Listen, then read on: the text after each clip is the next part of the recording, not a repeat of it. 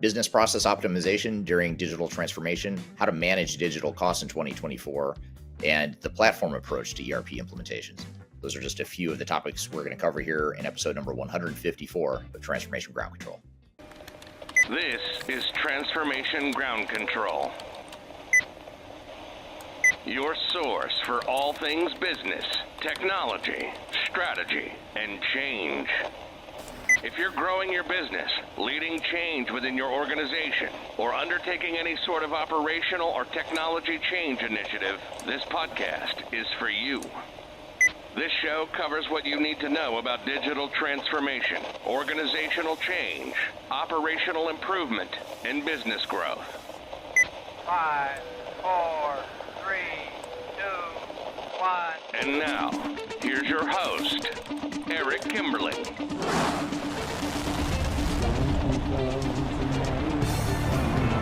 Hello, welcome to Transformation Ground Control, episode number 154. My name is Eric Kimberling, here with Kyler Cheatham. Kyler, welcome to the show, as always. Thanks for having me. I'm excited for today's episode. Likewise, I'm excited. We're going to cover a lot of stuff here today, and if you haven't been part of this podcast before, this is the podcast that covers everything related to digital transformation, including the strategy, people, process, and technology components of change. This show is produced by Major Tom Productions and sponsored by Third Stage Consulting, which is an independent consulting firm that helps clients throughout the world reach their third stage of digital transformation success. And not coincidentally, Kyler and I are both part of Third Stage Consulting. So you can learn more about us at thirdstage-consulting.com. You can find this podcast at transformationgroundcontrol.com. You can look at past episodes. You can watch upcoming episodes as well. And you can also subscribe to whatever platform you prefer to listen or watch to the podcast. So be sure to check out transformationgroundcontrol.com. We've got a great show for you today. We're going to cover, starting off with some audience questions. We're going to get to some of the things that have come through social media in terms of questions from the audience. We'll get into managing digital transformation costs in 2024. That's going to be one of the hot topics we open up with. How to manage digital transformation costs in 2024, as well as 16 business process management best practices to ensure project success. Those are two of the hot topics we'll cover here, and that will be a good segue into our first guest, which is Tavis Addison from Volkswagon Financial Services. He's going to be on the show with me to talk about business process optimization and how to optimize business processes during digital transformation. So that'll be a good building upon some of the hot topics that we cover related to that topic as well. And then later in the show, we'll have Mitch Ottoson on with us to talk about the ERP platform approach to digital transformations. And that's part of our 2024 trend series, where we unpack some of the trends to expect and understand in 2024. So we'll have Mitch on the show later to talk about that. So exciting episode with a lot of stuff, especially if you're interested in business process improvement. So that'll be a good topic for discussion here today. So before we get to some of those topics, so what are some of these questions you have from the audience, Kyler? Absolutely. Well, some great questions this week, as always. You guys do such a great job of giving us some content to talk about. But if you're new here, these questions we pull from Eric's social media as well as Third Stage Consulting Group social media accounts. So you can actually comment anywhere on those accounts, and we actually pull them to ask Eric live in the show and have a conversation about them. Also, as our mission to drive conversation around digital transformation, these questions are not just for Eric. So looking to our audience to give us your thoughts, feedback, and insight, and really join the conversation around how can we create more transparency around digital transformation in our community. So with that, let's get into some of these questions. So you recently did a video about the big four, kind of pros and cons and what that looks like. And we had a lot of questions around that. So this one says, do you agree that the big four accounting firms may tend to promote ERP vendors that they have a unique relationship with rather than suggesting the best option for the client? And how does that impact the quality of ERP solutions recommended to the business? Yeah, it's a great question. And I would say, yes, I do agree that the big four accounting firms and consulting firms tend to promote ERP vendors that they have unique relationships with. I'll just answer it to start with the headline, which is yes, I agree. Reason being is I was part of the big four. We regularly work with big four consulting firms even now as we're helping clients figure out how to staff their digital transformations or how to find the right system integrators to help manage their projects. And you have to look at how these companies have been built. The way that the big four consulting firms have scaled is by a pretty hyper-focused strategy where they tend to focus on big technologies like SAP, Oracle, maybe Microsoft Dynamics. And in some cases, some of the smaller vendors have some system integrators that are supporting them as well. Maybe not the big four, but other system integrators. And you find that generally speaking, the big consulting firms are going to recommend the systems that they have a relationship with, that they're going to get some sort of referral or commission fee from, as well as the vendors where they have a big bench of people that they would need to staff on projects. So when I was at Price Waterhouse, for example, or Price Waterhouse Coopers, starting my career, I was part of the SAP practice. And so we'd go in and do software evaluations, and you can probably guess which software we always recommended. We were always working backwards to figure out how to recommend SAP rather than opening our minds to what is the best technology for this given situation. So I think that does undermine the value or the best interest of clients, because one answer is oftentimes not the right answer for a lot of organizations. But yet, if you hire one of these firms, you're going to get that bias. And it's not just the big four accounting firms. I don't want to pick them out exclusively, because it's really most of the ERP consulting industry was built that way. So you have to be aware that there's a lot of biases in the industry, which is why we started Third Stage Consulting, was to be an independent tech agnostic consulting firm that could help navigate some of those biases and do what's best for the client's best interest. For sure. Absolutely. And I think something you mentioned there that I'll just highlight is we often work alongside the big four on projects for specific things. So it really takes a village. That's the mentality of there's room for all kinds of different support on your project. So if you are working with them currently, we're not at all suggesting you should just fire them. We're suggesting that you just make sure that you have some piece of independent and a transformation coach that's really on your side, taking you through what all of this means. So I think that's a great question. And there's ways to work with those bigger firms to make sure that your overall business objectives and technology objectives are achieved. So great question. Definitely, we have a lot of big four current partners, big four current community members that we'd love to hear from in the comments as well. So definitely let us know what your thoughts are around that. I have another question that one of our audience members talked about when it comes to overall ERP work streams on one of your business or on one of your videos, excuse me. So I'm going to kind of summarize, as it's a complicated question, but overall it talks about the user access and the accuracy of results. So is there a situation in which restricted access to specific data when looking at an ERP system can give you a lack of access to all data to give necessary results? So we're talking here kind of about user levels and navigating those, especially maybe if you're a small to mid-tier business where that's never been something that's been in your overall behavior as a workforce before. Yeah. And it's funny you say that, because I'm actually traveling this week as we're recording this podcast, and I'm traveling at a client, one of our bigger clients, where they went live on a new system this week. And, that's one of we were looking at the support tickets yesterday that were coming in on day one of go live. And most of them were related to wrong security profiles. So you had a lot of issues at go live where someone wasn't given access to something they needed, or a transaction or a report or whatever. So I think that, the security in general is a good thing, but, you have to protect your data, you have to protect your systems, you have to protect from outside hackers or cyber criminals or whatever. Mm-hmm. So you have to do all that stuff. But at the same time, you don't want to be you have to find that right balance where you don't want to be so stringent and lock things down so much that people can't do their jobs. And that's, I think, one of the big challenges that organizations have. So easier said than done. There's definitely art and a science to it, but it is a very valid point you bring up.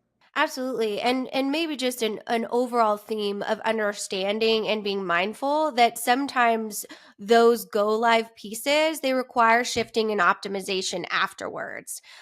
So it just, it takes a little bit of grace to get all of that in place, and understanding that there will be some of those operational challenges to start with any new change or new technology within the organization. So the last question I'll ask you here, which I think is a very interesting one, this is actually from one of your live streams you did recently with our partners at Avero, and talking about our 2024 trends. And of course, we had to talk about AI, right? That's obviously the main hot topic and what that looks at. So this question actually says, do companies need a successful ERP system before they bring in an AI application? That's a great question. I don't think they necessarily do. I mean, I think ERP and AI are two different things, even though AI is getting embedded into ERP, of course, but they are still different technologies. If anything, I think, you know, doing an ERP system first can, that can take away your, just it can be distracting or take away or undermine your focus on AI because ERP projects are so big by definition. But I will say, there's other things that you want to do prior to AI, like having clean data and having accurate data, reliable data, good data governance, data management processes. All that stuff is really important because the AI models will only be as good as the data you have. So I think there is some value to that. For some organizations, an ERP implementation might help enable that data cleanliness and that sort of thing. But for other organizations, it could be that's just too much to try and do all that all at once. So I think it depends on what your priorities are, but there's a couple different paths you can take in that approach. Definitely, and it depends question for sure. And the reason I left this one for last was because I think fundamentally it gets to the core of what we're going to talk about today is just healthy operational practices, business practices to ensure that if you are looking at emerging technologies or an ERP system in general, the pre-work to that is really making sure that you have healthy processes. So I think it's a good kind of transition to some of the hot topics we're going to get to here in a minute, Eric. Yeah, absolutely. Yeah, we're gonna cover some hot topics related to managing digital transformation costs in 2024. So stick around for that, and we're also going to talk about 16 business process management best practices to ensure project success. So those will be two of the topics we cover here after a quick break, and then stick around too because later in the show we'll have Tavis Addison from Volkswagen Financial Services will be on the show. He's a director of process optimization at Volkswagen Financial Services for North America, and he's going to be on with me to talk about keys to process optimization during a digital transformation. So we'll talk about the whole thread of process management, process optimization, process improvement, all that stuff as it relates to your technology initiatives. And then finally, later in the show, we'll have Mitch Ottoson on to talk about the ERP platform approach and one of the trends we're seeing for 2024 and beyond, which is platforms instead of ERP applications and how to navigate that decision point and find the right strategy for you. So be sure to stick around for that because we're going to talk about that later in the show as well. But first, we're going to take a quick break. We'll be back with more on Transformation Ground Control.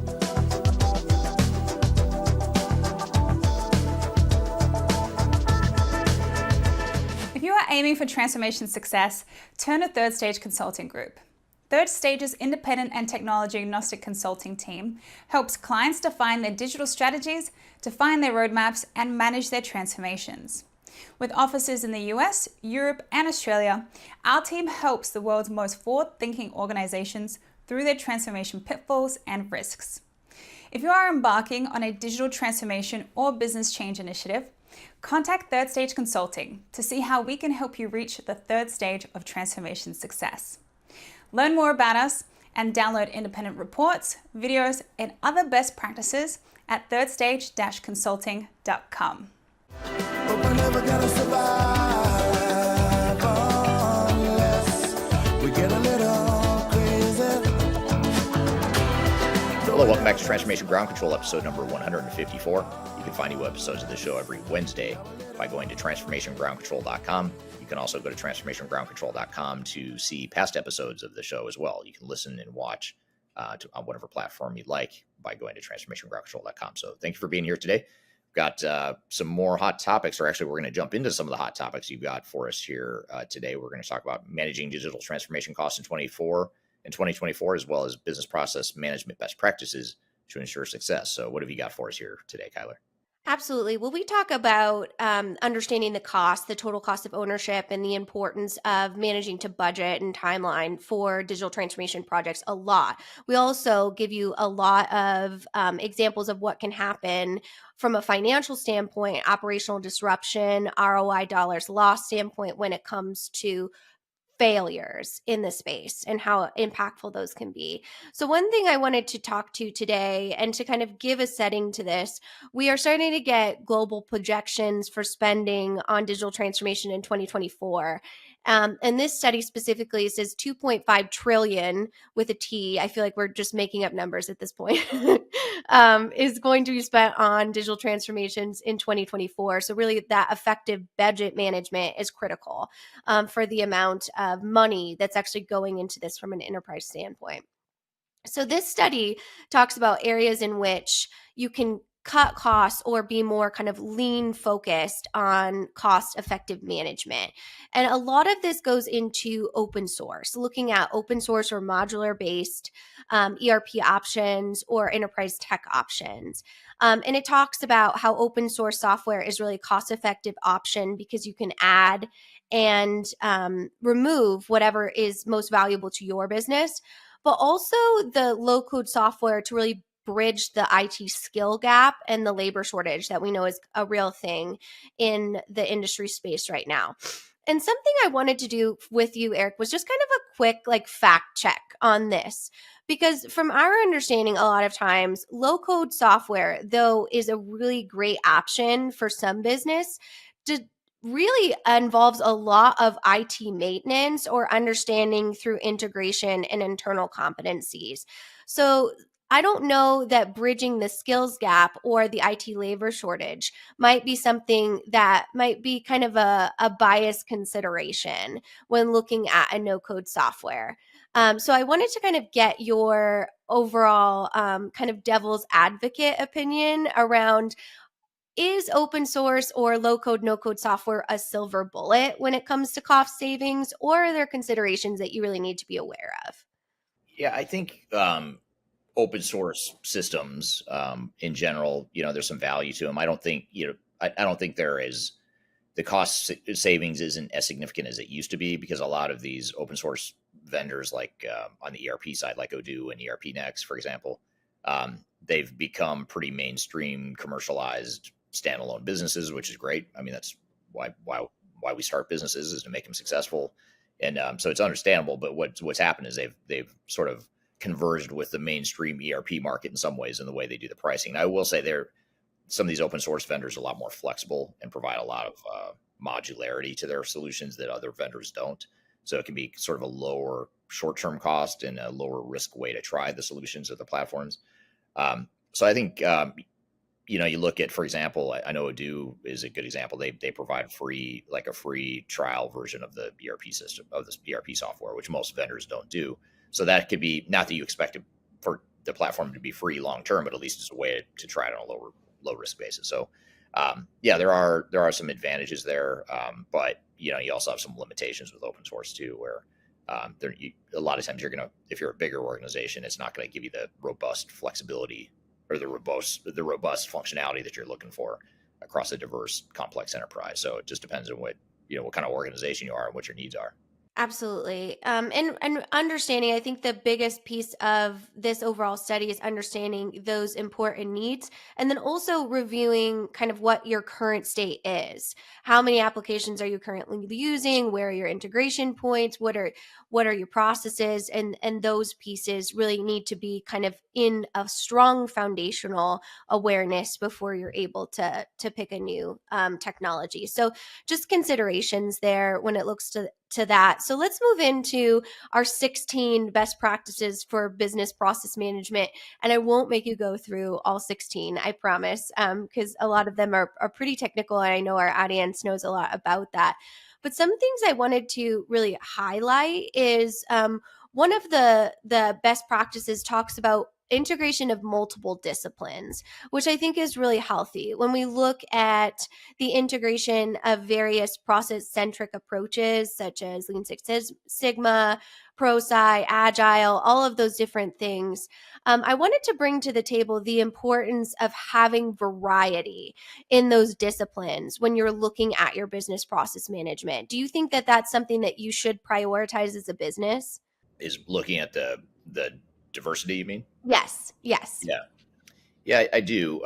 Being able to look at the entire scope and impact of processes and process improvement is really important. So in other words, it's, you always hear people say people, process, technology. That's a starting point of looking at how the processes affect the people. And if you change the processes, how does that affect the people? the technology itself, what sorts of automation or technologies can you put in place to optimize the processes, and then obviously the processes themselves.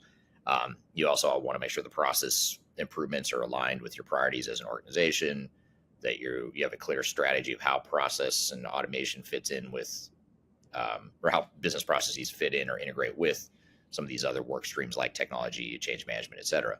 So those are just a few things. But I think, when you talk about process improvement, process optimization, you're inevitably touching a lot of different disciplines, to your point. And I know you encourage our team here to get a variety of these certifications because it kind of gives you that innovation and different ways of looking at things, which is our job here at Third Stage. Is that something you would recommend for maybe someone who's trying to break into the field, to look at a variety of those different certifications to kind of get a foundation on what they can do as far as either consultant work or business process management work?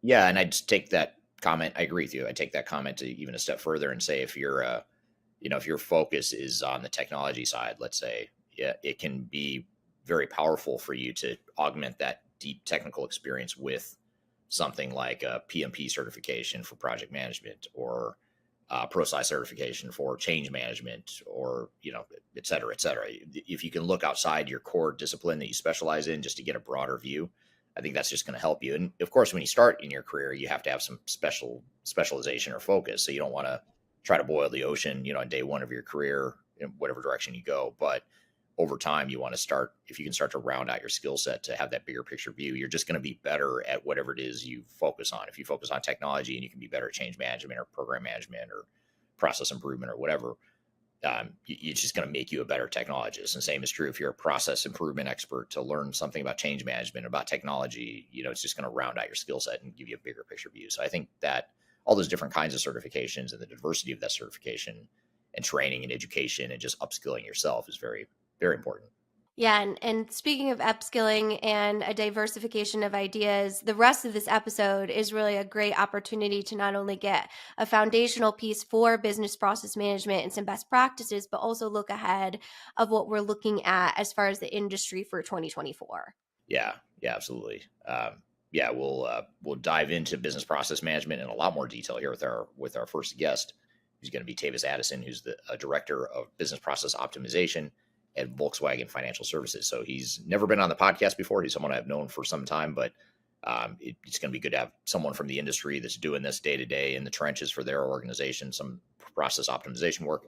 We'll learn some lessons from him on how to navigate some of those process optimization work streams. And then later we'll have Mitch Ottoson from the Third Stage consulting team on the show, who's going to talk about the ERP platform approach, which is the trend towards more platforms versus applications. And that's part of our 2024 trend series, where we dive into and unpack some of the trends of 2024 within the world of technology and digital transformation. So stick around. We've got a couple great segments coming up. We're going to take a quick break. We'll be back with more Transformation Ground Control.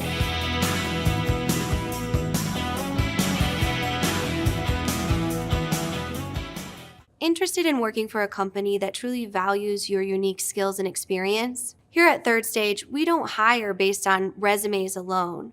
We look at the full candidate, experience, and willingness to provide excellent service for our clients. Within a technology, independent, and agnostic consulting firm, you have the opportunity to learn across industries with a diverse group of clients. Our consultants also have the opportunity to diversify their portfolio and learn across technology systems. If you're interested in joining a high-growth entrepreneurial organization, please reach out to us at work@thirdstage-consulting.com.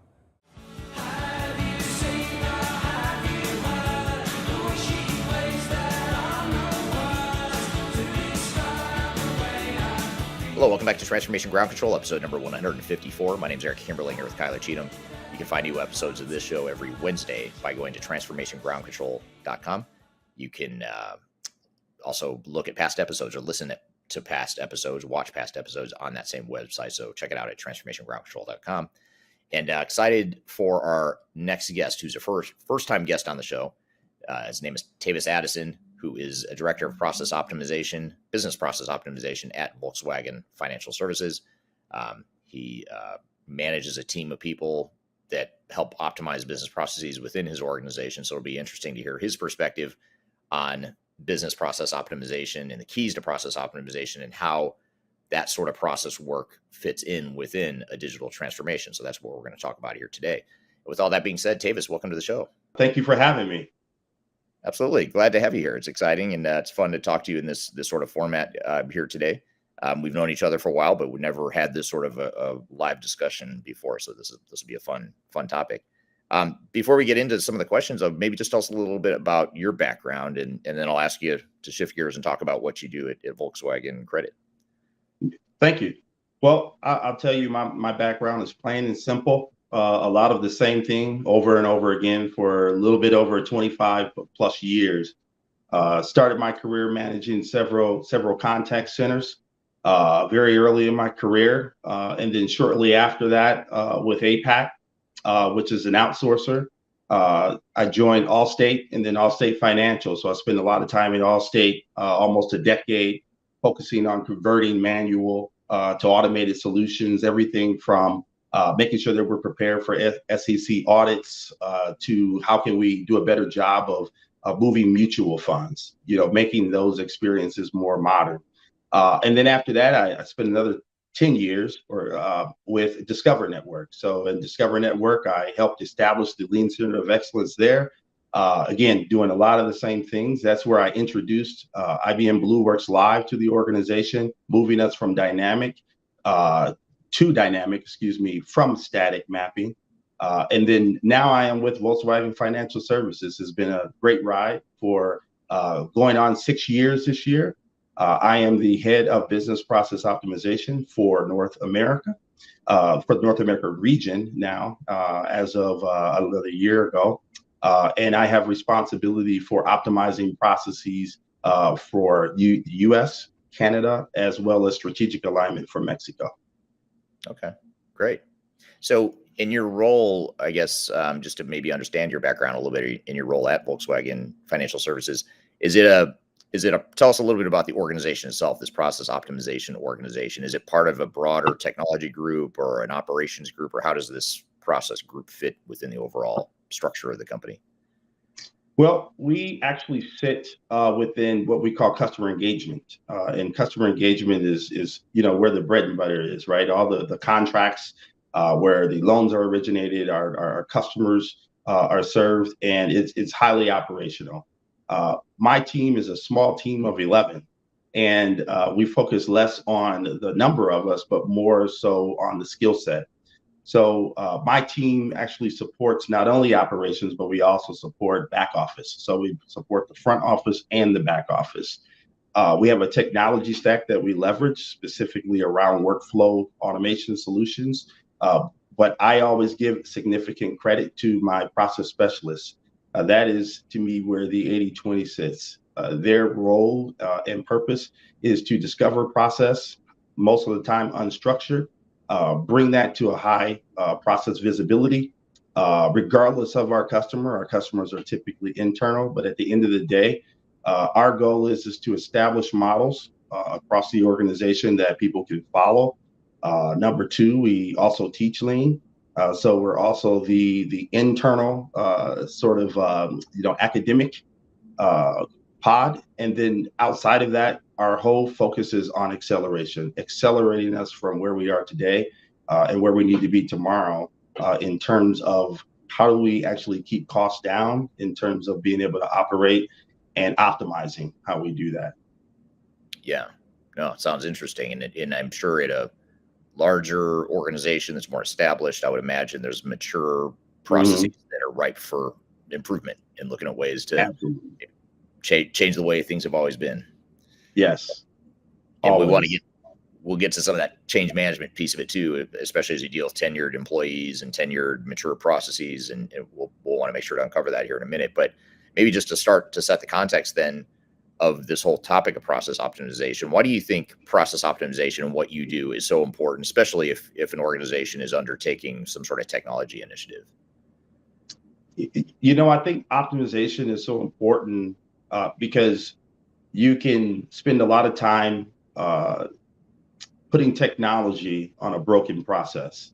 And that is the biggest waste. My team in the organization, we have a high priority on process visibility. And it's something that I'll continuously talk about. And if anybody knows me, that is always the start. Being able to see the as is and then determine where you want to go first. And it's not as simple as understanding the steps, but it's more about understanding the connected systems, understanding what is the expected outcome of where you're trying to go. But I think at the end of the day, why is it so important is because you just do not want to place a lot of cost and time on processes that are not ready for it. And that's where you lose trust. And then the next time you have a great idea, you're crying wolf. It's very hard to move on to the next big thing if you weren't successful the first time. Yeah, that makes a lot of sense. So you don't want to lose that momentum and that just overall direction you start on by derailing it with sort of broken processes that can't support the new technology. Absolutely. So I think you sort of answered it, but I'll ask it more explicitly. But I think you sort of touched on this here in your previous response. But when you're going through a technology initiative, which do you think should come first then? The business process optimization or the technology? In other words, a lot of software vendors will say, hey, don't worry about this current state. Don't worry about your processes. Our technology will drive the process improvements for you. So let's start with the technology that'll drive the process improvements. And then there's the other school of thought that says, let's start with processes first, figure out how we want them to look, how we want to improve them, then figure out how technology fits on top. So where do you stand in that whole debate or that whole continuum of the argument? Yeah, well, I'll say the very popular, it depends. And I don't think there's a one way. We operate under a certain term called pull forwards, as well as the agile approach. So you've got three approaches, right? I think the old approach is waterfall. Let's improve the process and to the T. But by that time, technology is moving so fast. Your technology solution could be quickly outdated. So what we focus on first is how can I deliver a little bit of value faster so the process doesn't have to be optimized or improved. It may still have some defects. Your process may not be as fast as you want it to, but maybe you have 10 steps that are unnecessary. Maybe you don't need a two eyes approach on everything anymore if you can apply a small set of automation there while you go. So I think it really comes down to it depends. And I think if you focus on process visibility, you understand your process costs, and you live by a model that gives you a baseline that you can follow in terms of, if I automate these three steps, this is the return I'm going to get. And then I'll focus on the rest later. So I think it depends. Yeah, agreed. And I think a lot of times too, what I've seen is a lot of times if you've got a really broken process or a process that you really want to overhaul as part of a growth strategy or an improvement strategy, you want to take the time to do that rather than just rushing out to find the technology first. But if it's a process that's more of an incremental improvement, or it's more of a vanilla process that maybe you could just sort of defer to how the technology handles it out of the box, or any sort of technology might handle a given solution, it seems as though in those cases, maybe that's where you could lead with technology more than you lead with process. But I think you're right. It depends on the process, I imagine, and how important that business process is to your overall growth and improvement strategy. Yeah, I would agree with that. And you always have to take risk in perspective. We follow a scoring model that we established here at VWFS years ago. It gives us an ability to follow a predictive model that says, pretty much in layman terms, if I do this, then therefore I'm in the realm of avoiding a certain amount of cost. And that gives us a gauge, and that's how we rank what we're going to do first, second, third, all the way to 99. And there may be a confidence level that comes out of it. We're 60% confidence when we don't know anything. And then we raise that confidence from there as we analyze more. But at the end of the day, I think what you're referring to, Eric, is when you're touching core systems, then throwing technology at a core system that poses great risk if you're wrong. I would strongly recommend at that point that you must optimize first. And I always go by the term, I'll never forget. I can't remember who the presenter was, but he was the lead of Lean many years ago with Kraft before they broke off, and he came up with the term "good enough." And I still manage all my teams and work with all my peers the same way. Is once we get to a point of good enough, it's time to move forward and start going after the value. Yeah, makes a lot of sense. What do you see as some of the biggest challenges with process optimization? You know what? I think I'm preaching to the choir on this one, right? Number one, change management. And I'm not talking about the change where you're communicating what the changes are. And I think a lot of times we get mixed up on which change management are we referring to.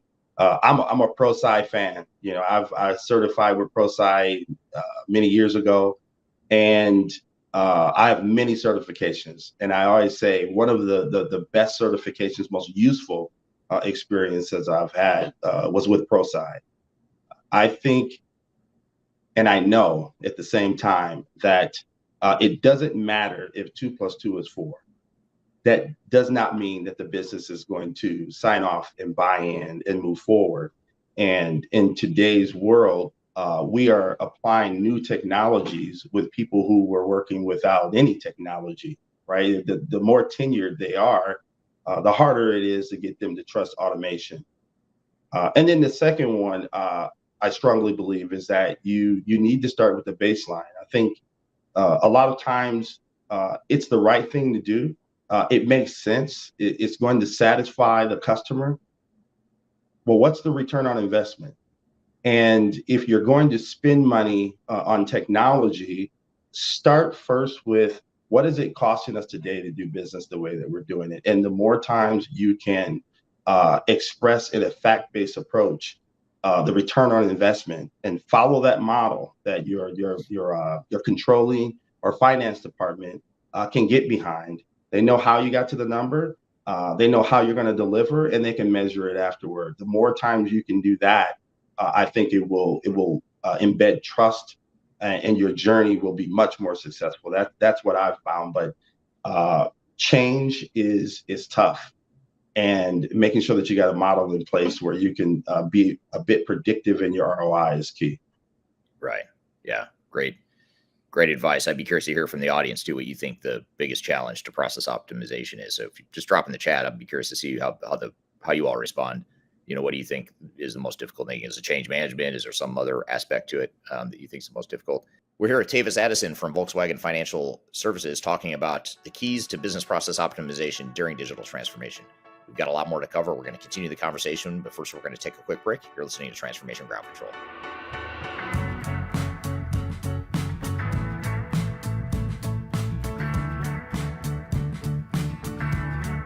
I'm excited to share our newly released 2024 Digital Enterprise Operations Report. This free download is available on the Third Stage website at thirdstage-consulting.com. This report is truly packed full of technology-independent and agnostic insights for your project to ensure that you're strategically optimized for success. Download your copy today with the QR code in front of me or visit our website for more details.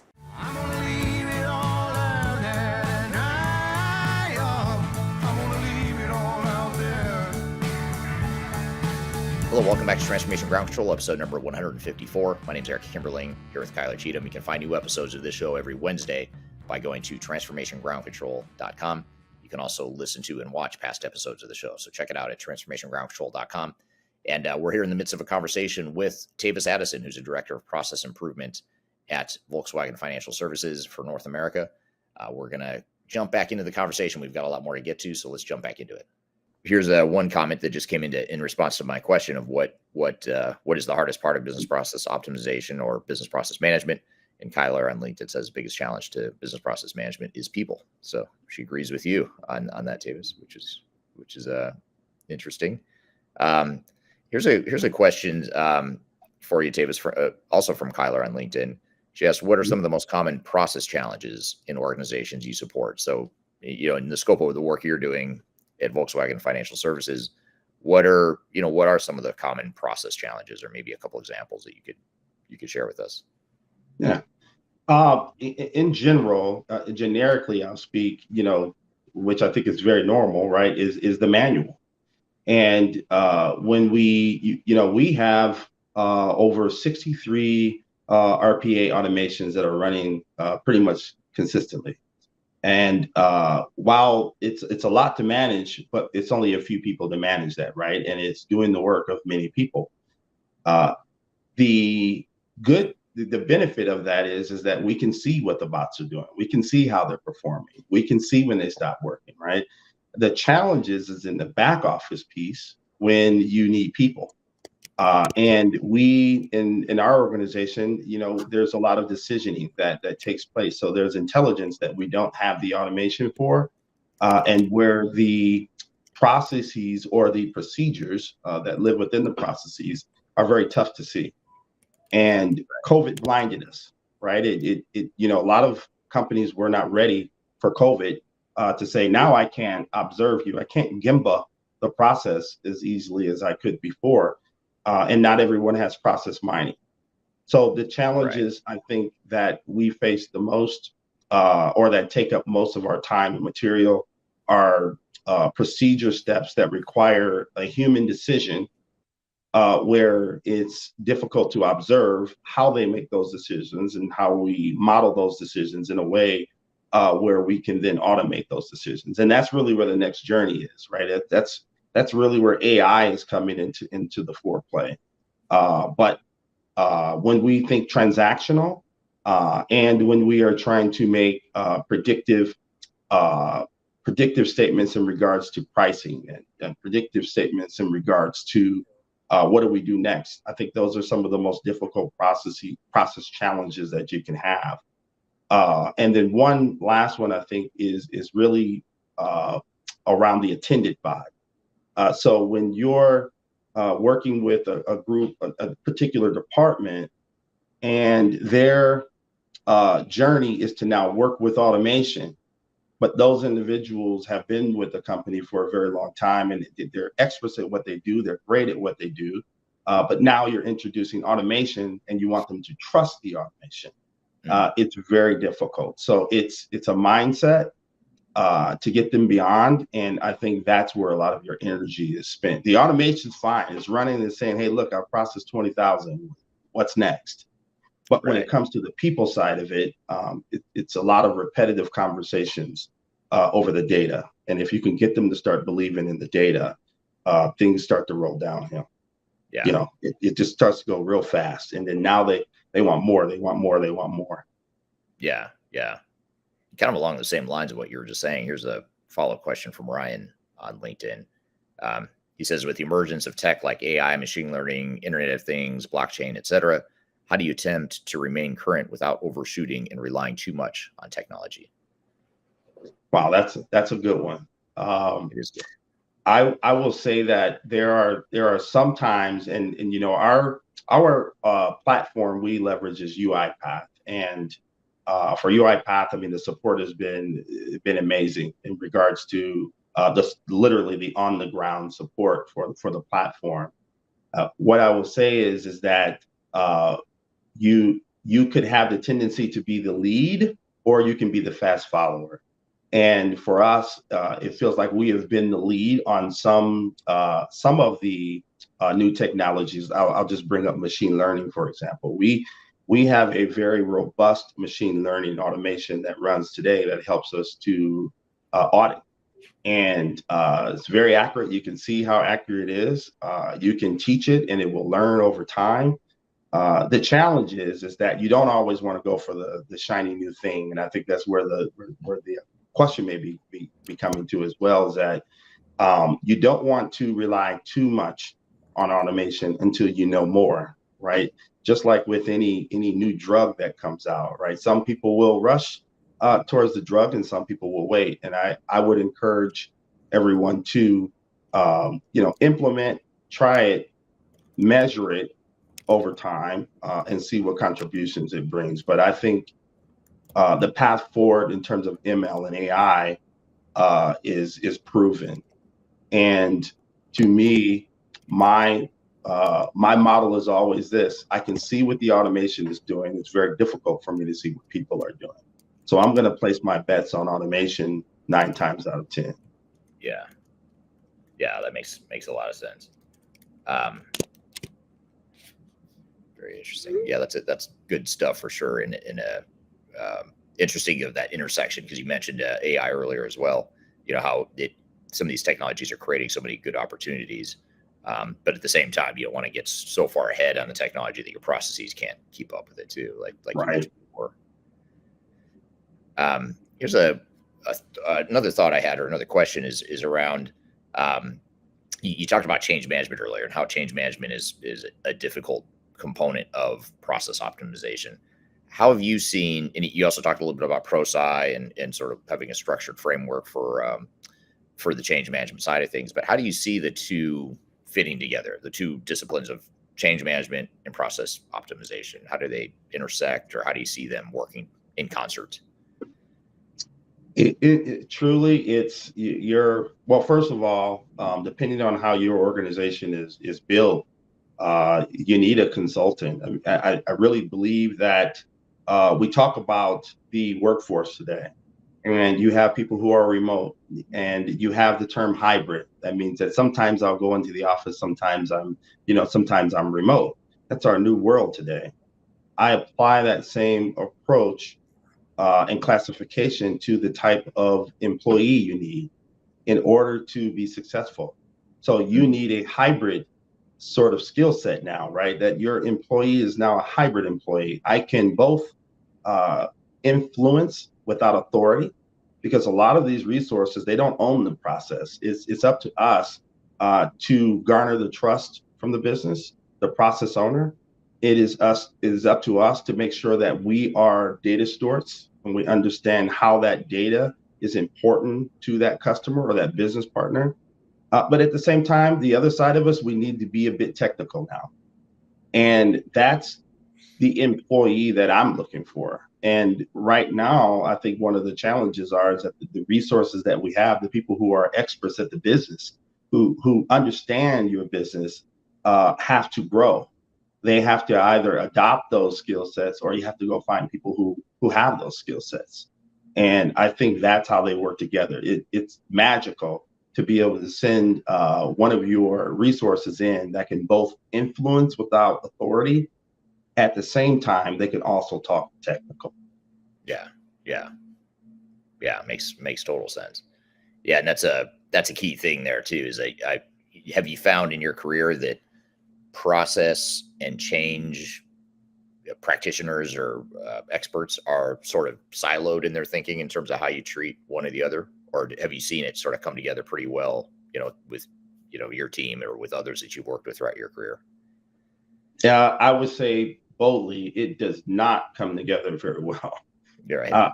You could be the one in the room and you have the right answer. You could be Albert Einstein's grandson, and mathematically you have absolutely the right answer. Someone sitting across from you who may understand the business more or have been there longer has a number of reasons on why not. Without a mathematical reason or without a database statement. And a lot of times the nature in us as people will say, you know what, we're going to delay that. We don't want to do that right now. And I think that is the difference in the younger generation, right? I don't know which Gen O or whatever you want to call them, right? Even my daughter, right? When I'm looking at my, this was like a couple years ago, and I'm typing in Google where we're going to go and put it in navigation. And she says to me, like, why are you typing? Like, what do you do? I thought you were the automation guy, so Right. She looks at it as it's slow for me to type in the restaurant that we're going to go to and then put it in navigation. From her perspective, she just wants to say it. Yeah. And those are the employees of the new. Those are the employees in the future. So that change resistance will go down over time because of the employees, because of the new workforce. I don't think resistance is ever going to go away, I just love the fact that the new way of thinking, the resistance is against the old way, which is amazing, right? But how long will it take us to get there? It's going to be a while. Yeah, that's interesting. I guess I never really thought of it until you said it in that context or in that perspective of how maybe the change management challenges shift from future states and process improvements. Because we always talk about change management. If you change your process, it's going to create resistance. How do you overcome that? But what you're saying is sort of flipping that on its head and saying, well, actually, over time, you're going to see more resistance to the way things are because you've got broken processes or you're still using that. Do you remember the green screen mainframe interface? Oh my goodness. You type in the little transaction code. You had to memorize the transaction code to go to that one screen because you didn't have a graphical user interface. Yeah. So imagine your daughter or any, young professional coming up in the workforce and that's the system you put in front of them. It's just, oh man, it's gonna be like learning a foreign language for them. They're not gonna understand. Right. There'll be I'll pass. I'll look at the next employer. Right. Exactly. Yeah. I'll go work somewhere else if this is what I'm gonna have to deal with here. Absolutely. We're here at Tavis Addison from Volkswagen Financial Services talking about the keys to business process optimization during digital transformation. We've got a lot more to cover. We're going to continue the conversation, but first we're going to take a quick break. You're listening to Transformation Ground Control. When I wake up, well, I know I'm gonna be the man who wakes up next to you. When I go out. If you are aiming for transformation success, turn to Third Stage Consulting Group. Third Stage's independent and technology-agnostic consulting team helps clients define their digital strategies, define their roadmaps, and manage their transformations. With offices in the US, Europe, and Australia, our team helps the world's most forward-thinking organizations through their transformation pitfalls and risks.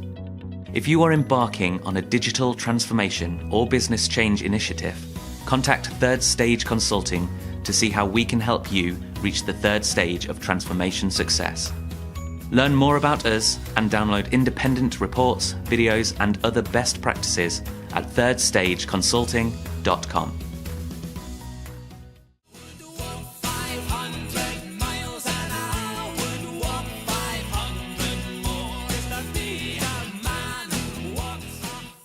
Hello, welcome back to Transformation Ground Control, episode number 154. My name is Eric Kimberling, here with Kyler Cheatham. You can find new episodes of this show every Wednesday by going to transformationgroundcontrol.com. You can also listen to and watch past episodes of the show. So check it out at transformationgroundcontrol.com.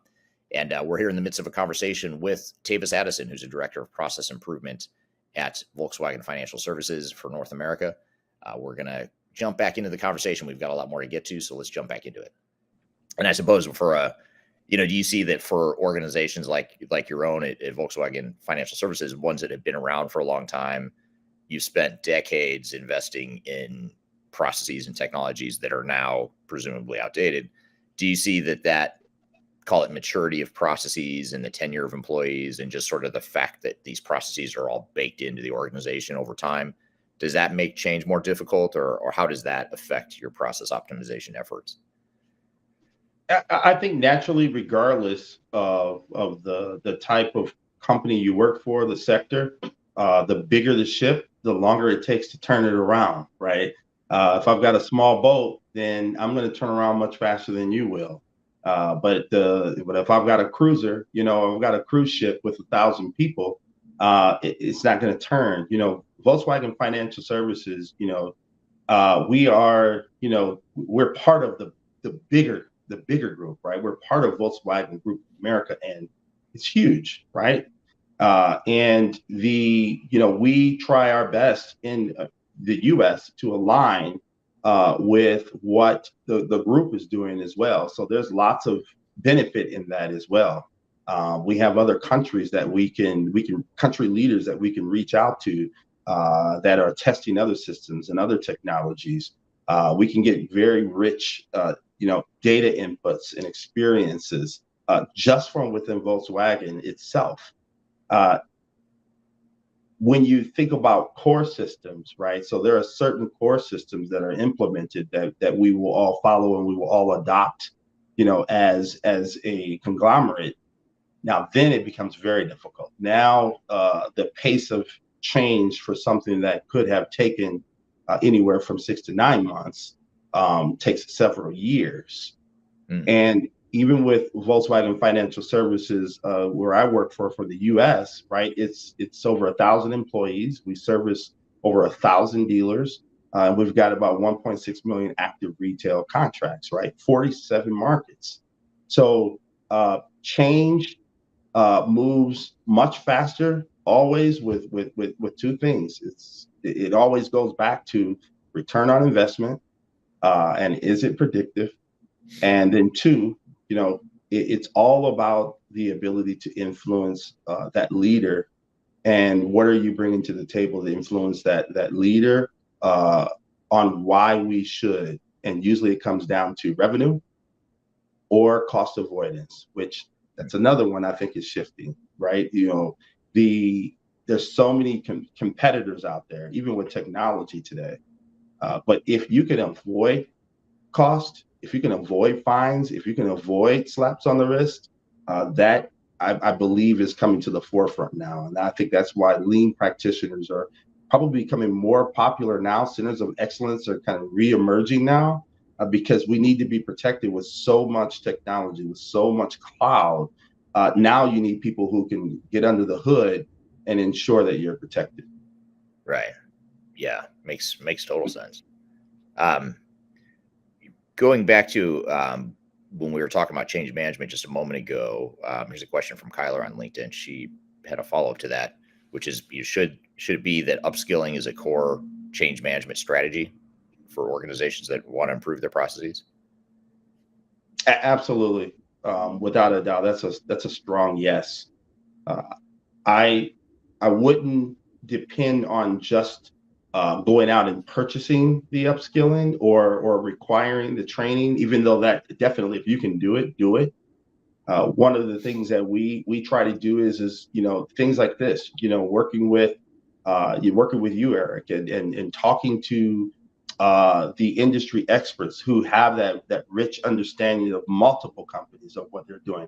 Many times, and I don't want to speak for certain companies, but there's a very large company, right, that focuses more on connecting with what other companies are doing and networking with other experts in the industry than they do outside training, and it works.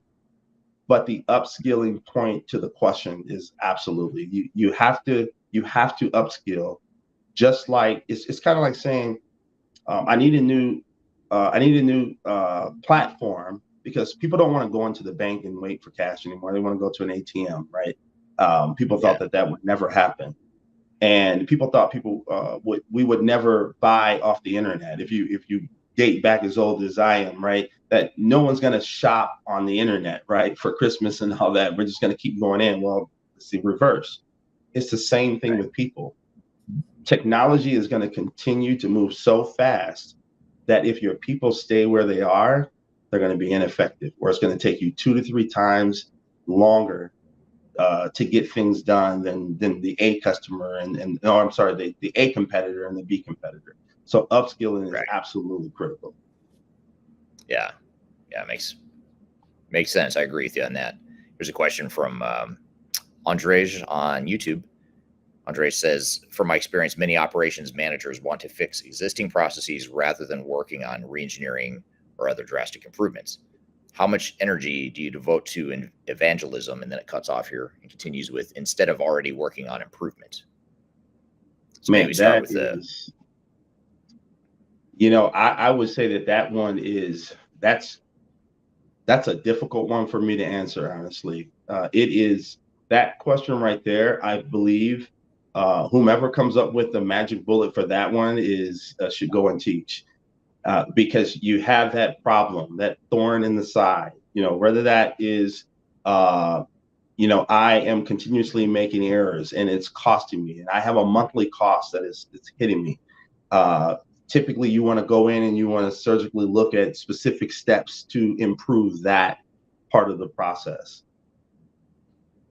But on the other hand, there's always someone in the room, going back to where that question comes from, that says, why don't we just look at the entire process and just do this differently? Let's fix the whole thing instead of pieces by pieces. And that's the challenge for my team. We're not a very big team, so we're always balancing or having to pick, which doesn't sound good, but we have to pick which one are we going to go after when we know that the process itself needs an overhaul. Yeah.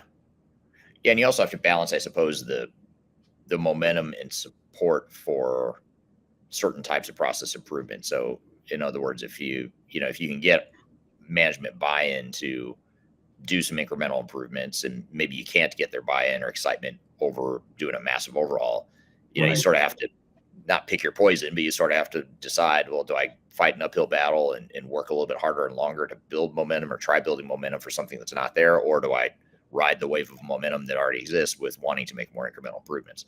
Do you see that dynamic, or is that a strategy you've had to navigate in your organization? That's Monday through Friday, man. That's what you just said is Monday through Friday. And I would say the cloud that's over you at the end of the day is, what are you delivering on an annual basis, which allows you a little bit of wiggle room, and the redesigns that take longer produce results. It takes longer to see those results. The results may be longer and more sustainable, but it does come back to what are you required to deliver in 2024, and that's what you have to balance it against. Unfortunately. Yeah, absolutely. Other question I had for you here. Whoops, I just lost my. I have a little technical issue here. Bear with me. When you look at technologies that can help automate, or not automate, but help enable business process optimization. So when you look at technologies like RPA or business process mining, et cetera, what are there certain types of technologies, and you've alluded to a couple as well throughout this conversation, but what sort of process optimization or process improvement sorts of technologies are you most excited about right now? There's one big one, and I think everybody's excited about it, and it's AI. Why AI?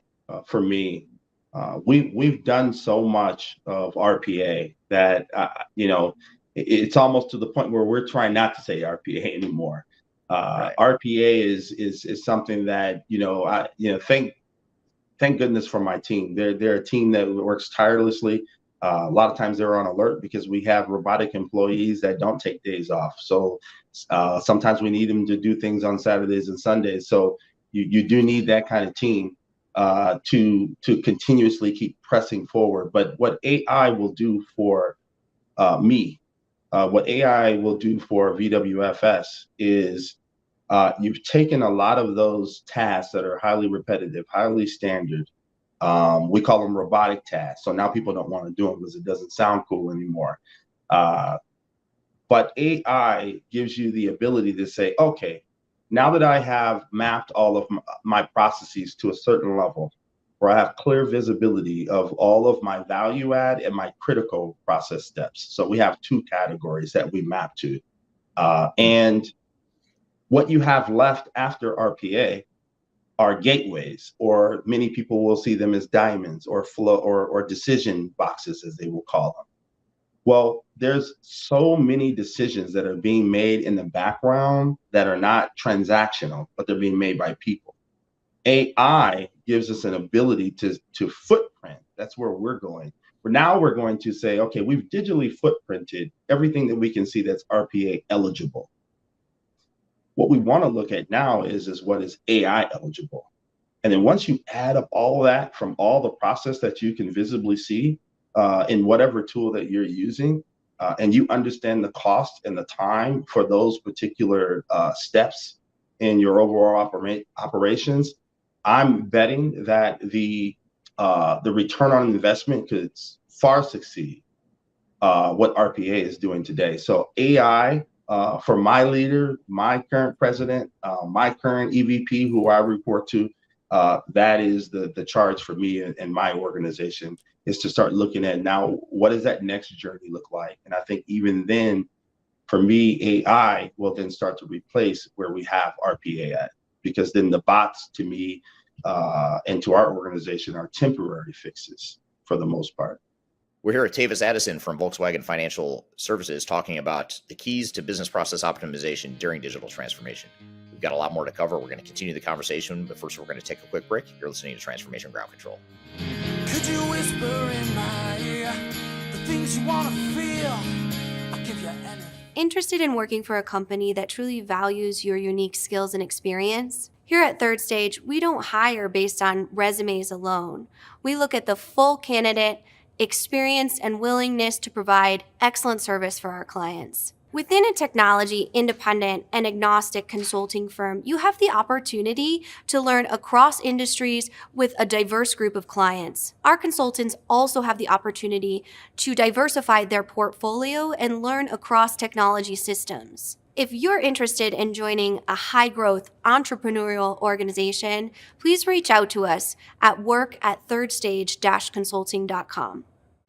Anything you ever dreamed to be complete. Yes, pieces of nothing that's all. Hello, welcome back to Transformation Ground Control, episode number 154. My name is Eric Kimberling, here with Kyler Cheatham. You can find new episodes of this show every Wednesday by going to transformationgroundcontrol.com. You can also listen to and watch past episodes of the show. So check it out at transformationgroundcontrol.com. And we're here in the midst of a conversation with Tavis Addison, who's a director of process improvement at Volkswagen Financial Services for North America. We're going to jump back into the conversation. We've got a lot more to get to, so let's jump back into it. What advice would you give to an organization that insists on keeping business process management or business process optimization work internal? Often businesses refuse to embrace external ideas and innovation, resulting in the loss of valuable insights. So what are your thoughts on that? Let me think on that one. And I think it gets back to what you were talking about before about, hiring consultants, experts, people that have that rich experience, having done this for multiple industries, organizations, et cetera. So how do you balance that outside, external focused mentality and experience with the need to build, like you've done with your 11 team members, building that internal competency to drive process improvements and that sort of thing? How do organizations find that right balance? Yeah. Two things. And what I always like to do is not speak so much in theory, but speak more in what I have done. Number one, if I could give a nugget out here, is that your external consultants, or the industry experts, as I will call them, your Eric Kimberlings, your Third Stage, they're part of your team. So if they're introduced as part of your team, maybe you're not paying them for everything that they're coming to do. Maybe you're not paying them at all, right? But they're part of your team. They're part of your mentorship. They're part of how you came to the decision that has resulted in a win for that department or that organization. Now it changes the tone a little bit. Now they're not external. They're just not within our company, right? They look at it differently. And then number two, I have a strong dependency, and I think it's the same for my leader. We have a strong belief and dependency that if we are only making decisions based on what we can see in our four walls, then we can't possibly have best in class approach. We must absolutely understand what the experts are doing outside of our walls, and what is my best competitor doing, right? And this is something that I got from Shingo, right? One of our fathers of lean. The cost of not doing it, right? There's a cost to that. There's an absolute cost for not doing. So the more you don't look outside your four walls, you are absolutely losing something. And those are the things that we move by. But I think the first one is start introducing those individuals as part of your journey, part of your team. It's great. That's it's great advice. I mean, both from a internally focused perspective, if you're driving process optimization internally within your own organization and you're trying to find outside help, maybe not treating them as quote unquote outside help is one way to start. And then also if you are that outside help, if you are a consultant or whatever, that is supporting a project through their change initiatives, just embedding yourself in the team and being part of the internal team, even though technically you're not, you can still act as more of a internal team member instead of the outside guy or gal coming in with all the answers. Absolutely. Do you find and that keep them around, right? And keep them around. It's not always about procuring at that moment. It's also about always inviting them into multiple conversations. Opportunities will come, and they don't need to be on every conversation, but the more they are involved in what you're doing when they can, the trust builds from there. And then now others are asking for their names. And I think that's the key. Take that wall down. Yeah. Does that mentality of focus on treating them as an internal team member, do you think that helps build more buy-in and ownership of the process improvements and process changes themselves? Absolutely. Without a doubt. I think it's very key. And I am very open. I'm very forthcoming that, I'm not the smartest. I'm not a mathematician. I'm not an engineer by trade, right? I'm a business guy. I've got a master's, I've got multiple certifications, but I am constantly looking to surround myself with people who are better than I am, who know more than I do. So if there's anything I would pat myself on the back about is that I'm okay. I'm pretty good at finding people smarter than me and surrounding myself with them. And then what happens is you become smaller and the external people become bigger and more important than you are. You're the messenger at that point. And you gotta be humble a little bit to do that and be willing to not be the smartest person in the room. But I think at the end of the day, what's your objective? If your objective is to get more external ideas implemented within your organization, then position them as the expert at the table. Yeah, absolutely. Makes a ton of sense. Going through some of these I'm just kind of scrolling through some of the questions that are coming in here. So we talked about the biggest challenges. We had another question around the most challenging. Maybe I'll spin this question a little bit differently than what we covered before, but this is from Mohammed on LinkedIn. He said, what is the most challenging part of digital transformation to automate business processes? Maybe, I know we talked about earlier, what is the most difficult part of business process optimization in general? And you talked about change management and that sort of thing, among other things. In the context of a technology change, though, does that change your perception of how? Is there anything additional you'd add? I guess I'd say in terms of difficulty of process improvement during a technology initiative versus a sort of a more process focused initiative, if that makes sense. Like in other words, if I'm an organization going through a big technology initiative and I'm trying to figure out, okay, now I'm going to figure out how to do process optimization within this broader technology initiative. Are there different sorts of challenges that happen in those cases versus organizations like yourself that are leading with the process first? I think with the digital transformation, I still always go back, and I might be one of those few people or only people who think it applies to whether it's digital, whether it's process, right, or whether it's just people. For digital, I truly believe that we have to get off of our static way of documenting. If you go to, I don't care what company you go to, it's typically static. It's a PowerPoint presentation. It's Excel based. It's something that's outdated the moment you walk out the door, like a car you buy and you drive it off the parking lot. It's not worth it anymore. For digital transformation, I think that the biggest challenge is being able to see the process together dynamically. And I don't know where other companies are at, but I do see out there that a lot of companies are requiring the knowledge of being able to map, as I call model, dynamically, meaning that you can apply metadata. Because for me, if I can look at a confirmed process and I can see the the systems that are all impacted. If I make this change, my speed to the next step is much faster than someone who is working with static documentation.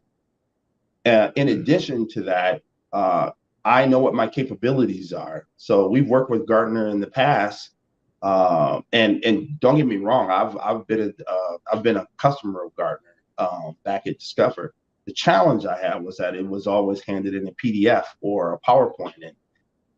And again, we're at a different day and age now. I need something dynamic, right? So I can change on the fly when there's a new California law that comes in that says I've got to change my process or else, right? And if you're going to do a digital transformation, in order to ensure that you're not violating a Reg Z regulation, right? Reg Z.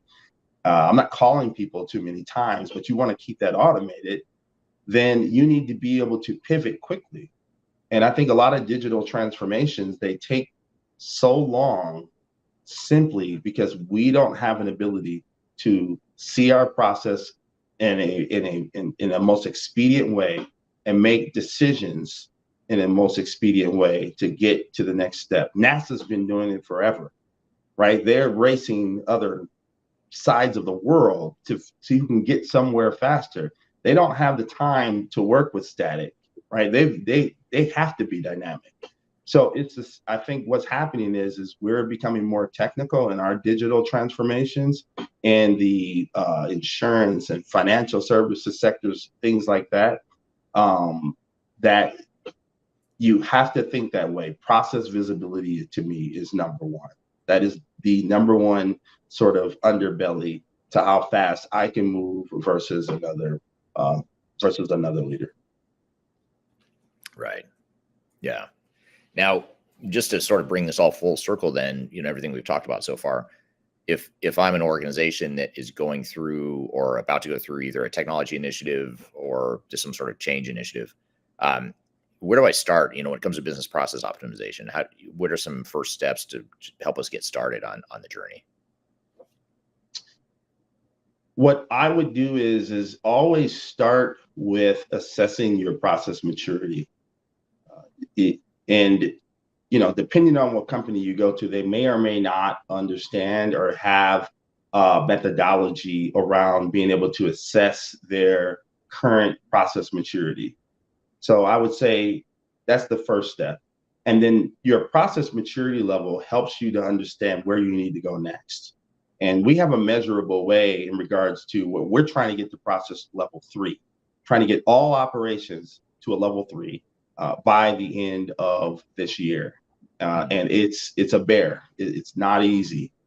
And the second thing you want to be able to do is establish a model around being able to score and rank your opportunities. Many times we're going after something and we're chasing something and we can't get the sign off and we can't get agreement simply because we're not coming to the table with ROI that can that shakes out, right? It doesn't meet the sniff test. So if you have good process visibility, which goes back to the PML model, because I was challenged on that, is like, how do we make that measurable? How do you know when you're at level 1, level 2, level 3? And why not 5, 4, or 5, right? We have all those answers. Right. And just to share, just to make sure I'm clear, the reason why we don't look at 4 or 5, well, we can get to 4, but the reason why we don't look at 4 or 5 is because when we look at 4 or 5, for us, it's reputational damage, it's financial damage, it's things like that. But for an airline or for healthcare, they need to be at a 4 or 5 because there's loss of life, right? You can't be far off there. So your processes need to be very sound. And when you have that model in place, you can not only look at what cost you're avoiding, but you can look at how much time you're saving and put a dollar amount to it. So that's why I say start with that model. Start with a method and a model and work with your finance team and get the buy-in. And then the next thing that you want to do is make sure that everything you look at from the standpoint of improvement has some sort of a scoring and ranking system that fits with it. Yeah, that's solid advice. I mean, that's a good way to start. I mean, it gives you a framework to sort of assess the current situation and also prioritize. One thing I want to clarify, though, when you talk about maturity, that's different, though, as far as a first step to assess your current maturity of your processes. Maturity does not equal optimized processes, right? Is that, or how? Correct.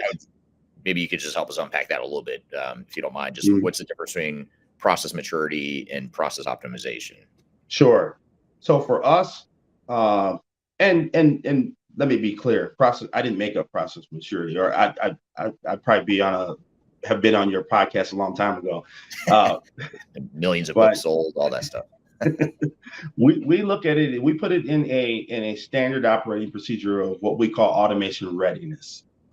But when you think about process maturity, you're thinking about the whole of it all. You're not necessarily looking at one process. You're looking at where am I at holistically in a department or an organization. But you start first with one process at a time. And process maturity level is kind of simple on the surface. Number one, are my processes centralized? Am I going in multiple different places because my stuff is scattered all over the room, for lack of better words? That is equates to COPD, cost of poor documentation. There's calculators you can actually Google out there. It's a real thing now. I think actually that's the new 8th waste, to my understanding, by the Lean Institute, is not having your processes digitized. Because it ties back to how much time are you spending looking for information on what your job is or what you need to do next or how you're going to change the process.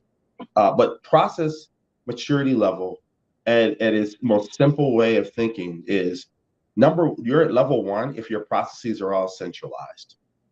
You're at level 2 if your processes are all digitally mapped. And you have they're centralized in one place where you can get to all the links, where it links out to your, where your sources of truth are, where your other SOPs are at. You can go to one place if you're looking at it from a digital standpoint. And then process maturity level 3 is where you are not only centralized, they're all digitally mapped, but 3 means that I also have links to my risk and controls. Because then now you're making your auditors happy. So we're not just trying to get to a certain PML level for the sake of process improvement. We're trying to get to a certain PML level so that we can stop depending on documentation, so that we can stop doing the dog and pony show to get ready for an audit. We don't have to get ready anymore. We're always dressed because it's in a dynamic place. It's always centralized. And then when it changes, then I can see something that changed in Eric's process and my process, and I get alerts. So all of that extra effort in a static environment goes away. And that's what we're trying to do to get to PML, what we call PML level 3. And that for us means that if you are not there in a particular process, meaning that that process is not digitally mapped and doesn't have systems and controls in there, and it doesn't link to the dependencies, then you are not ready to automate. Yeah. Makes a lot of sense. And I think that process maturity categorization or approach is something that's really important to understand, because it is different than optimization, and it's sort of more of not an assessment of how optimized your processes are, but how mature they are. I think those are two different, two different dimensions that are worth unpacking or just differentiating between. Okay, thank you, Tavis. Great conversation, and thank you to the audience for the great questions around business process improvement and business process optimization, all that good stuff. Thank you for the great conversation there. We're going to take a quick break. When we come back, we'll debrief on some of the conversation here with Tavis, and then we'll also shift gears and bring on our next guest, who's going to be Mitch Ottoson from the Third Stage Consulting team. He's going to be on talking about the platform trend that we're seeing in the ERP software market. So be sure to stick around for that. First, we're going to take a quick break. We'll be back with more Transformation Ground Control. Just tell me what you've got to say to me. I've been waiting for so long to hear. Hi, my name is Eric Kimberling. I'm your host here on Transformation Ground Control. And if you haven't already, I want to invite you to buy my new book. It's called The Final Countdown: Strategies to Reach the Third Stage of Digital Transformation. It's my first book. I'm very proud of it. I love this book, and it was my attempt to create a summary and a playbook for what it takes to be successful and defining a digital strategy and roadmap for your organization. So there's a lot of things we can cover when we talk about digital transformation. We talk about a lot of stuff on this show, but I wanted to condense it into a readable, sort of a sequential format that made it easy to help define a digital strategy for project teams that is unique to your organization, unique to your goals and objectives. So really hope you'll read it. I hope you enjoy it. Again, it's called The Final Countdown. You can read that book by scanning the QR code right here in front of you, or you can go to thefinalcountdown.com. Again, it's been an Amazon bestseller since it came out, so I encourage you to check it out, and love to hear your views and your comments on it too. So The Final Countdown, my new book, you can go to thefinalcountdown.com or scan the QR code in front of you.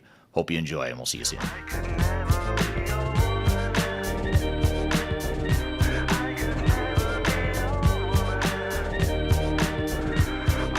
Hello, welcome back to Transformation Ground Control, episode number 154. My name is Eric Kimberling, here with Kylie Cheatham. You can find new episodes of this show every Wednesday by going to transformationgroundcontrol.com. So, Kyler, we just had Tavis on the show to talk about business process optimization and the keys to business processes during digital transformation. What were some of your thoughts and takeaways from that conversation?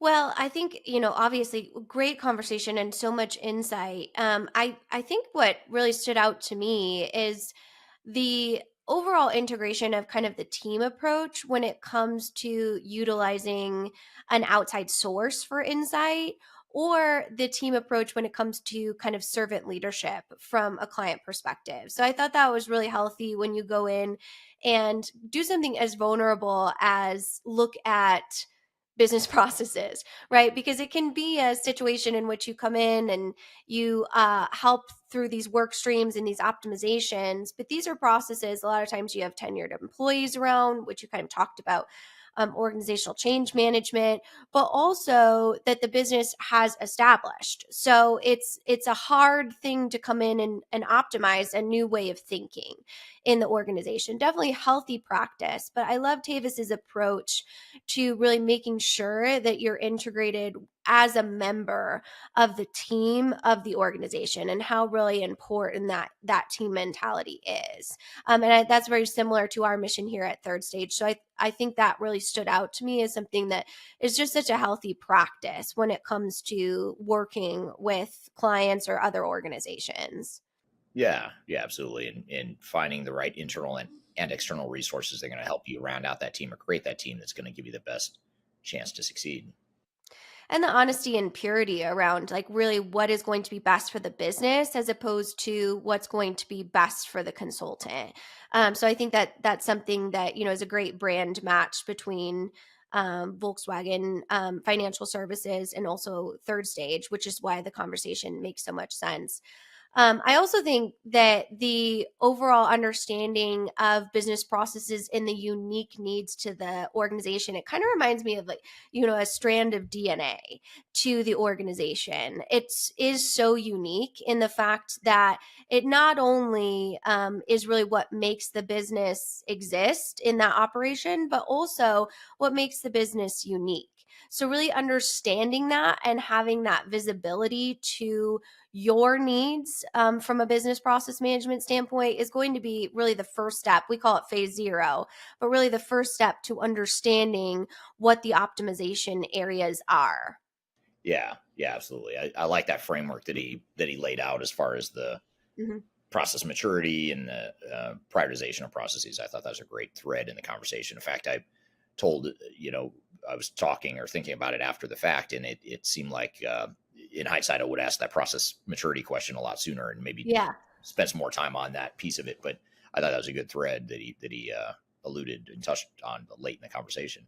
And I appreciate how you clarified, right, as well, to say mature processes aren't always good processes, right? They just happen to be what you've always done. And the understanding of there is new areas of optimization, and how you both touch on the workforce. There's kind of these meeting of the two minds where you have digital natives in the workforce meeting the employees that are operational natives.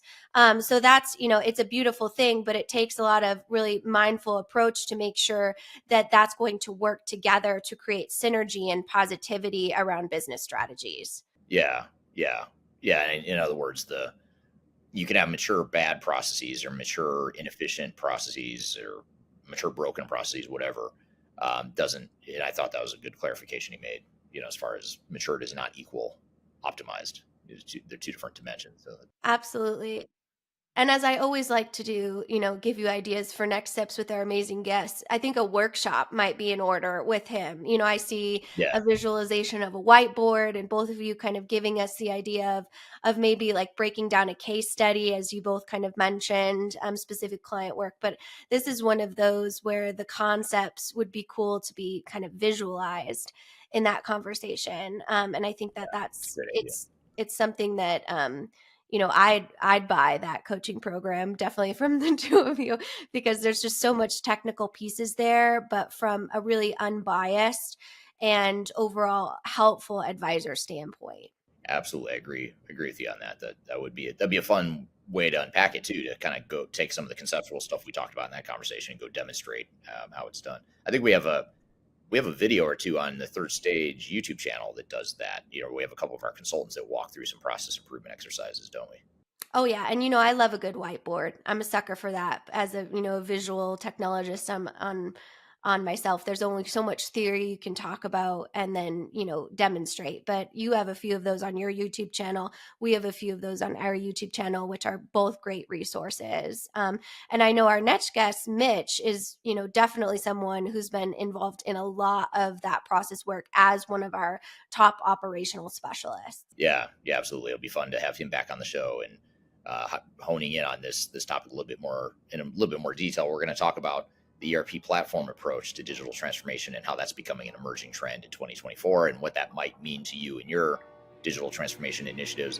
So we're going to have Mitch, who's a director at Third Stage Consulting. He'll be on the show here in just a moment. We're going to first, though, take a quick break. We'll be back with more Transformation Ground Control. What we're living in, let me tell ya.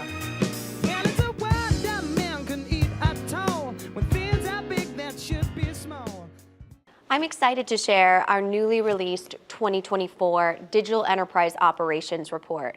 This free download is available on the Third Stage website at thirdstage-consulting.com. This report is truly packed full of technology-independent and agnostic insights for your project to ensure that you're strategically optimized for success. Download your copy today with the QR code in front of me or visit our website for more details.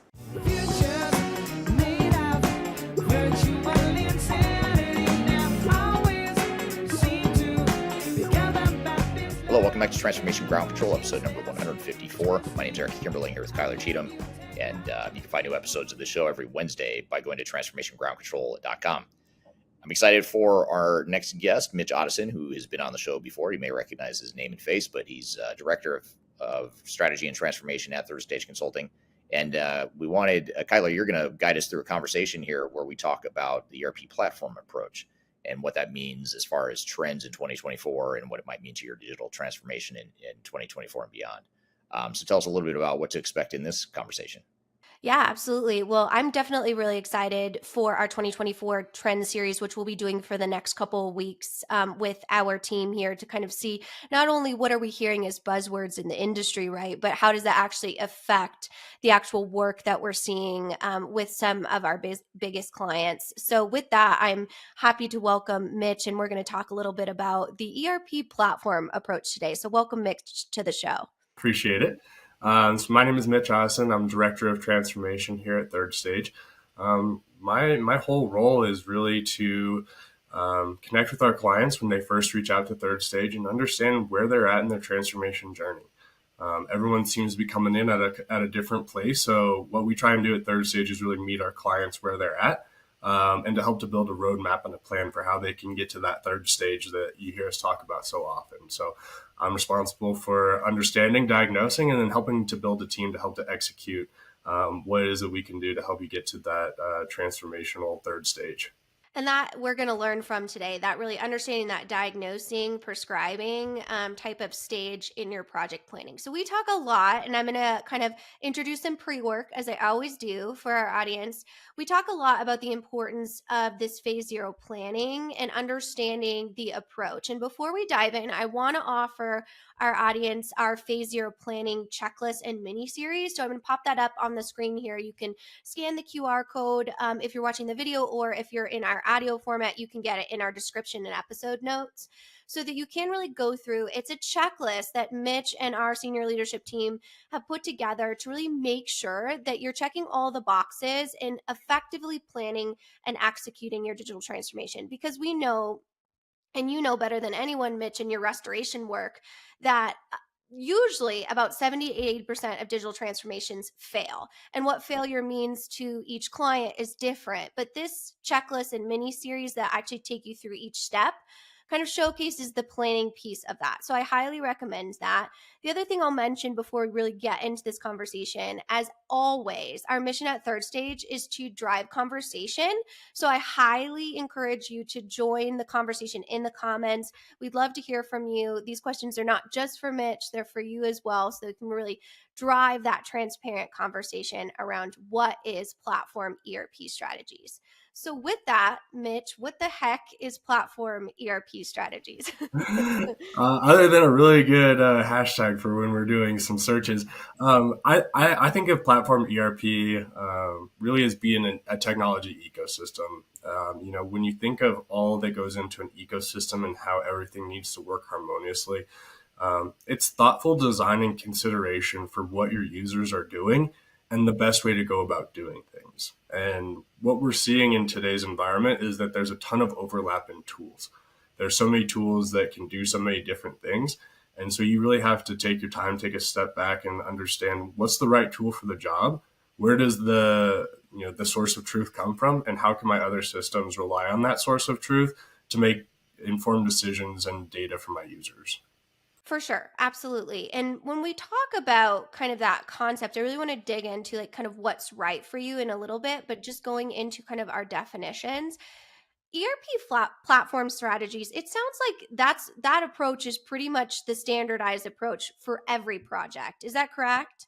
Absolutely. If you're doing things in a silo when you are considering ERP work, in my opinion, you're doing it wrong. You need to be considering the other fringe systems that your ERP is connecting to and relying on, or possibly passing data to, and making sure that it's an end-to-end experience and not just living in this one small vacuum. For sure. And that seems to be kind of a main trend when we talk about in 2023. I feel like it was the year of best of breed. We talked about that. That was really kind of the main I guess comparison between core ERP and best of breed. But it seems as though we've kind of moved into where they can live together in one quote unquote ecosystem. Right. And really where it's not best of breed, it's almost best for you, right? Yeah, As a business. I would completely agree with that.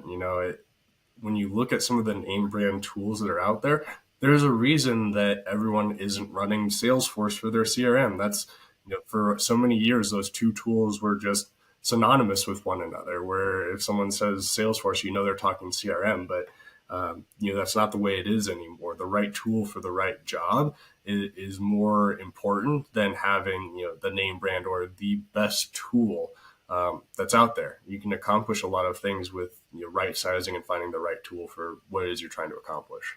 Yeah, all very good insights, Mitch. And I think the thing that we've really seen in kind of the marriage between these two approaches is that idea of platform ERP, but then really going to that deeper level of defining what is really right for you. So let's dive into understanding that approach. When does that really start in the project timeline of knowing what your approach needs to be as far as technology?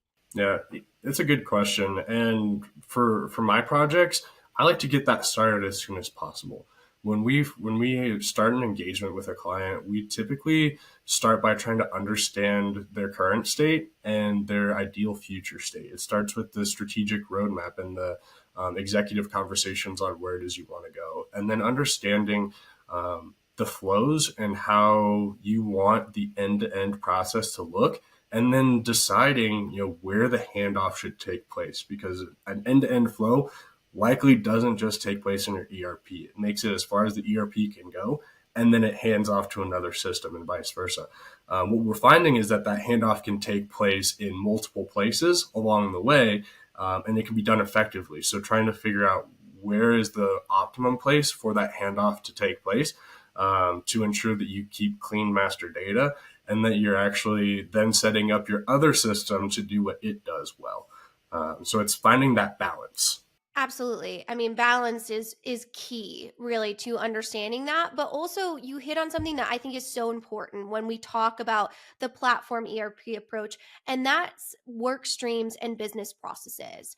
So, we see a lot of times a huge red flag is when a client comes to us with broken or unhealthy processes and they want a technology to kind of heal that. Can you talk a little bit about the dangers of unhealthy processes and integrating new technology, especially when we see new vendors in the AI field, in the kind of niche fringe system field, really push this narrative that I can fix your broken business with my technology? So it's a great question, and we see that so much in the vendor space today, where it's the silver bullet that'll fix all of your issues. And what we found is that really the ripple effect of implementing some of those solutions can create more problems than what you had before. So by not going through the end-to-end process and thinking about the logical place for that handoff can really get you into a lot of trouble. It can make your master data a mess, and it can really have your user confused on where is the source of truth and what information is right, because you're getting different information that can conflict with each other. So it sounds like really the trend for this should almost be establishing healthy business processes in order to enabling that technology to be able to do what it needs to do. We talk a lot about kind of the definition of artificial intelligence, especially on kind of the trending side, and it is just that. It is artificial. Like we talk about what is and the definition of artificial. It's not real, right? Intelligence. So it doesn't work the way that a human brain would work. Right. And so, what we need to talk about, I think, in that is how do we ensure that our business as a holistic view is healthy enough for that interoperability? And I know you work a lot with integrations, interoperability. So, can Mm-hmm. you talk a little bit about the importance of making sure that your data has a healthy kind of network to travel through in order to make strategic decisions?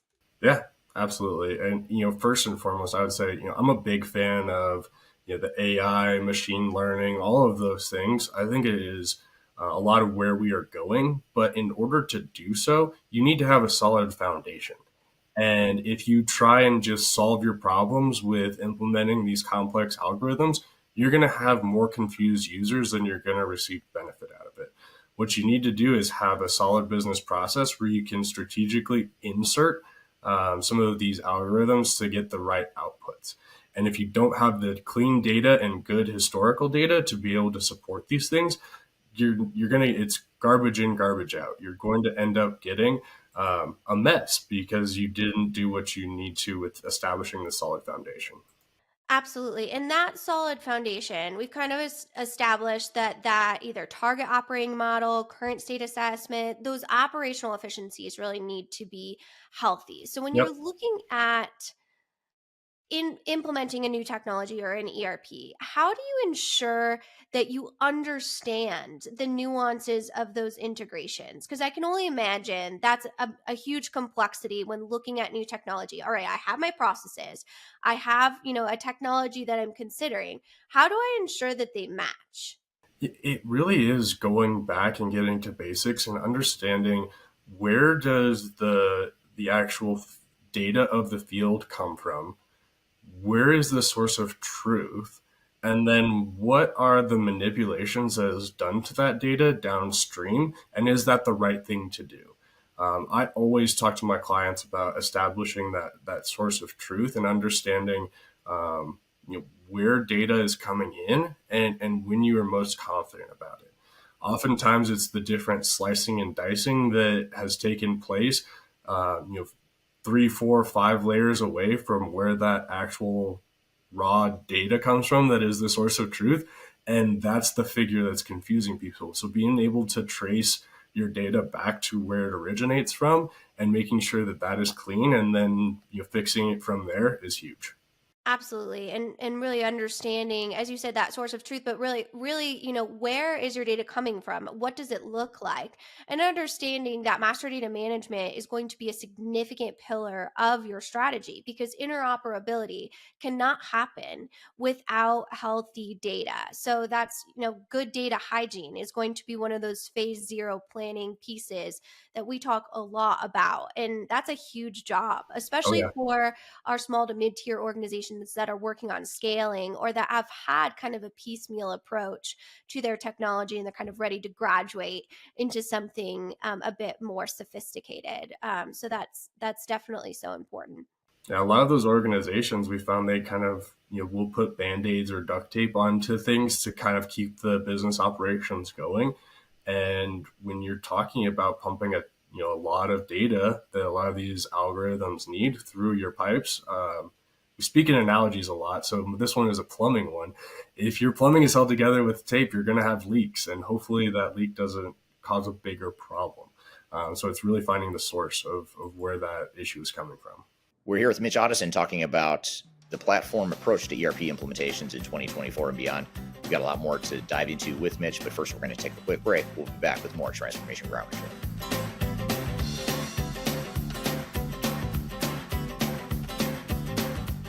Hi, this is Eric Kimberling with Third Stage Consulting and your host of Transformation Ground Control.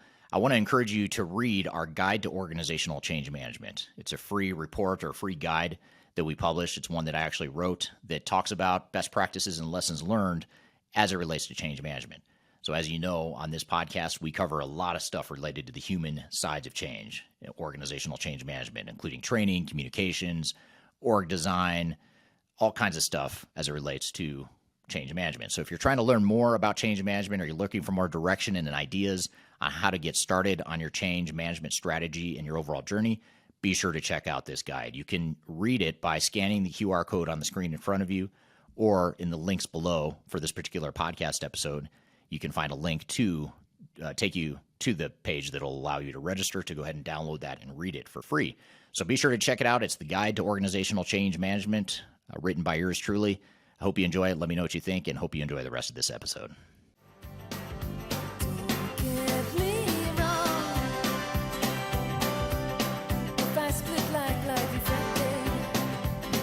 Hello, welcome back to Transformation Ground Control, episode number 154. You can find new episodes of this show every Wednesday by going to transformationgroundcontrol.com. We're here with Mitch Addison, who's a director of strategy and transformation here at Third Stage Consulting, and we're talking about the platform approach and trend that we're seeing in 2024 and beyond for ERP implementations and digital transformation. So let's jump back into the conversation.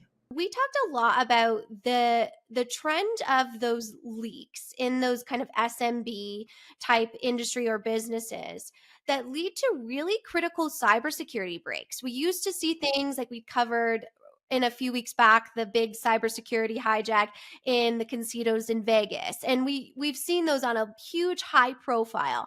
But it seems as though we've moved to cybersecurity issues in more to those small to mid-tier size businesses. And that's a real issue within their technology portfolio and strategic approach. Yeah, it's everywhere. And you're seeing that hackers are getting more sophisticated, and they're doing it in a way that they can target these small, mid businesses. And it's tough because you have to make these strategic decisions about, where's the right place to invest into my tech stack. And security is one that gets left behind a lot of times because people think that they're too small to really be on anyone's radar. Yeah, and a lot of times we think we have this, it's a lot like artificial intelligence. We don't really understand, so we vilify this unknown technology. A lot of times pop culture leads into that and how we see it represented in the media. And it's the same with cybersecurity. A lot of times we see cybersecurity breaks for the most, integrity-based intents. They had no idea, your workforce, that this was an opening or a leak. It's not, this nefarious bad actor that wants Right. to, office space your entire organization, right? It's someone that didn't realize because there was lack of communication and education in that operability strategy. Yeah. Well, what we find is it's usually done with the best of intentions.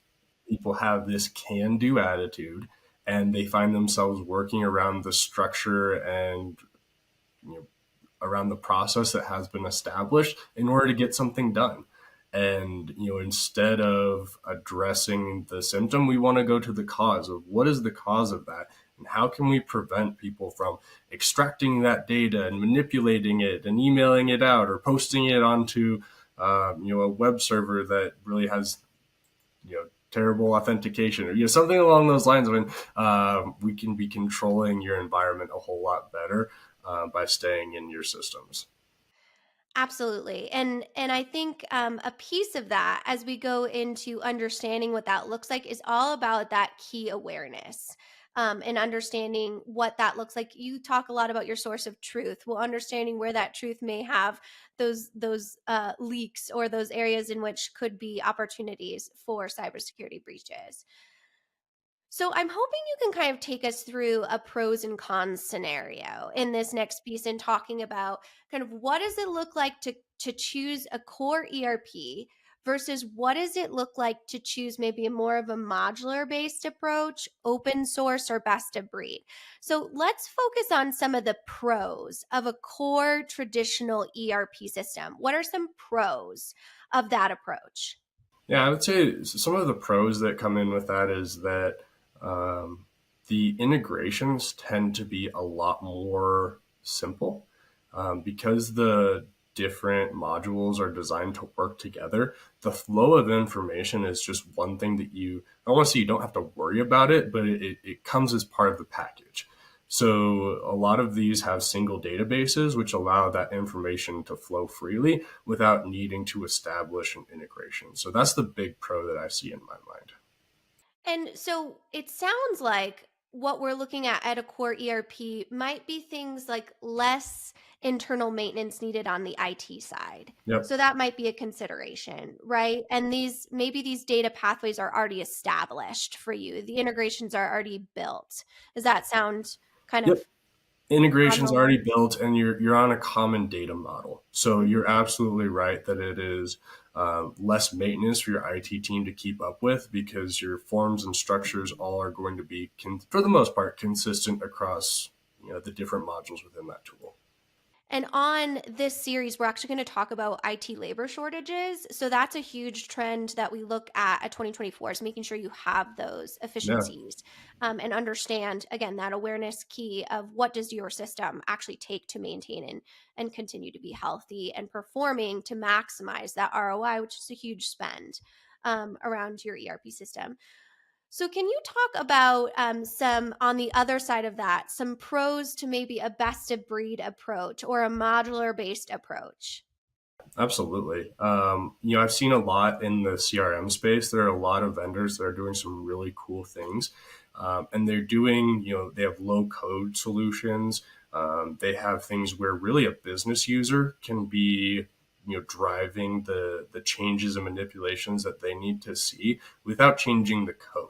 And so they're able to do that, and you're able to avoid having a system administrator or a dedicated IT resource to make reports, to make workflow changes, things of that nature.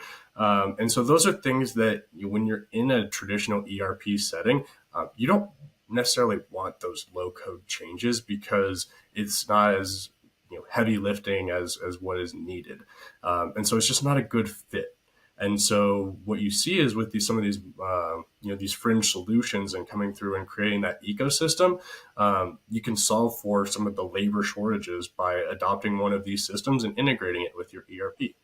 Absolutely. And that makes a lot of sense for specific businesses. What comes to mind, I'm wondering your feedback on it, is maybe a business that has a specialized manufacturing within their vertical or a specific competitive advantage. We see a lot of businesses that are like, I want to customize. And a lot of times on those core ERP, that often isn't something we recommend because of the complexities that it adds to the system.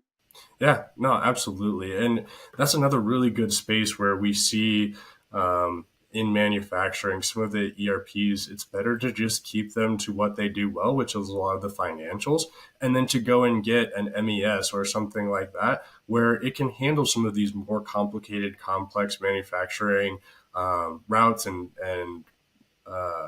bombs and work orders and everything that needs to go into making a more complicated product or more complicated runs. Let the specialized technology help your business processes there, and then pass the key information back to your ERP to capture what happened and what the impact to inventory was. Absolutely. And if you're not familiar with an MES, no worries. Head over to our YouTube channel, and we have not only our top MES systems. If you are heavy manufacturing, you want to look at that, but also what is an MES system, because those are always good things to understand. And that's the definition of our conversation today, is the platform approach. Say you are a heavy manufacturing business or heavy food and beverage distribution, there's vertical specific applications that can always enhance what that competitive advantage is. Because the balance that you talked about earlier, Mitch, is really understanding what are your needs of the business and where can the technology meet me without losing our true identity and strategy as a business is so important. Yeah, absolutely. And I think that's one of the values that we bring to the table in partnering with us. I had a client that was big in mining, and they thought that they needed a mining specific solution, that if it wasn't a mining specific solution, that it wouldn't work.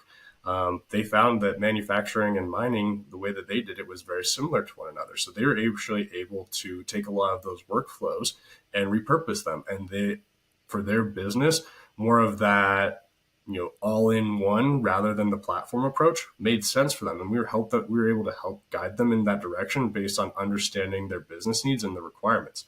That's not a good fit for everyone, but being able to get down to what it is you're looking for and distilling it and take actionable steps is huge to have a partner for.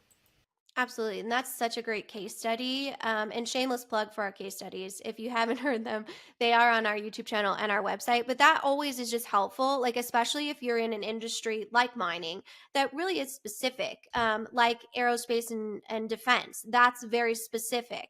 Those areas. And a lot of times that's why industries come to us, is because we have no other goals besides making sure you achieve your ROI on new technology. So great point there.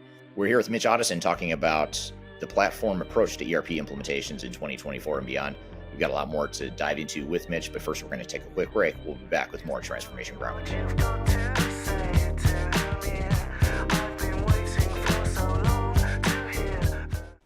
If you are aiming for transformation success, turn to Third Stage Consulting Group. Third Stage's independent and technology agnostic consulting team helps clients define their digital strategies, define their roadmaps, and manage their transformations. With offices in the US, Europe, and Australia, our team helps the world's most forward-thinking organizations through their transformation pitfalls and risks. If you are embarking on a digital transformation or business change initiative, contact Third Stage Consulting to see how we can help you reach the third stage of transformation success. Learn more about us and download independent reports, videos, and other best practices at thirdstage-consulting.com.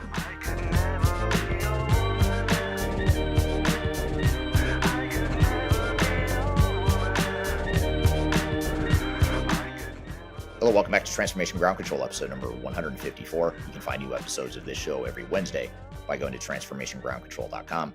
We're here with Mitch Addison, who's a director of strategy and transformation here at Third Stage Consulting, and we're talking about the platform approach and trend that we're seeing in 2024 and beyond for ERP implementations and digital transformation. So let's jump back into the conversation. So let's talk about some of the cons. I started with the positive, moving in the negative. Let's talk about some of the drawbacks of choosing a core ERP system. Yeah, absolutely. I think it depends on which system you're looking at, but when you look at the really good all-in-ones, some of them can be expensive. And so, looking at, a few large functions of your business, in order to find one that does a good job in your finance and accounting, your CRM, your manufacturing, whatever your business needs, it's hard to find one that's well-rounded that isn't very expensive. Absolutely. And that's a huge consideration, right? Is budget and really understanding budget, but not only that, total cost of ownership. And that's a huge thing, especially as you know, that we've seen with the move to SaaS-based products too, Oh is yeah. really understanding how much does this cost, right?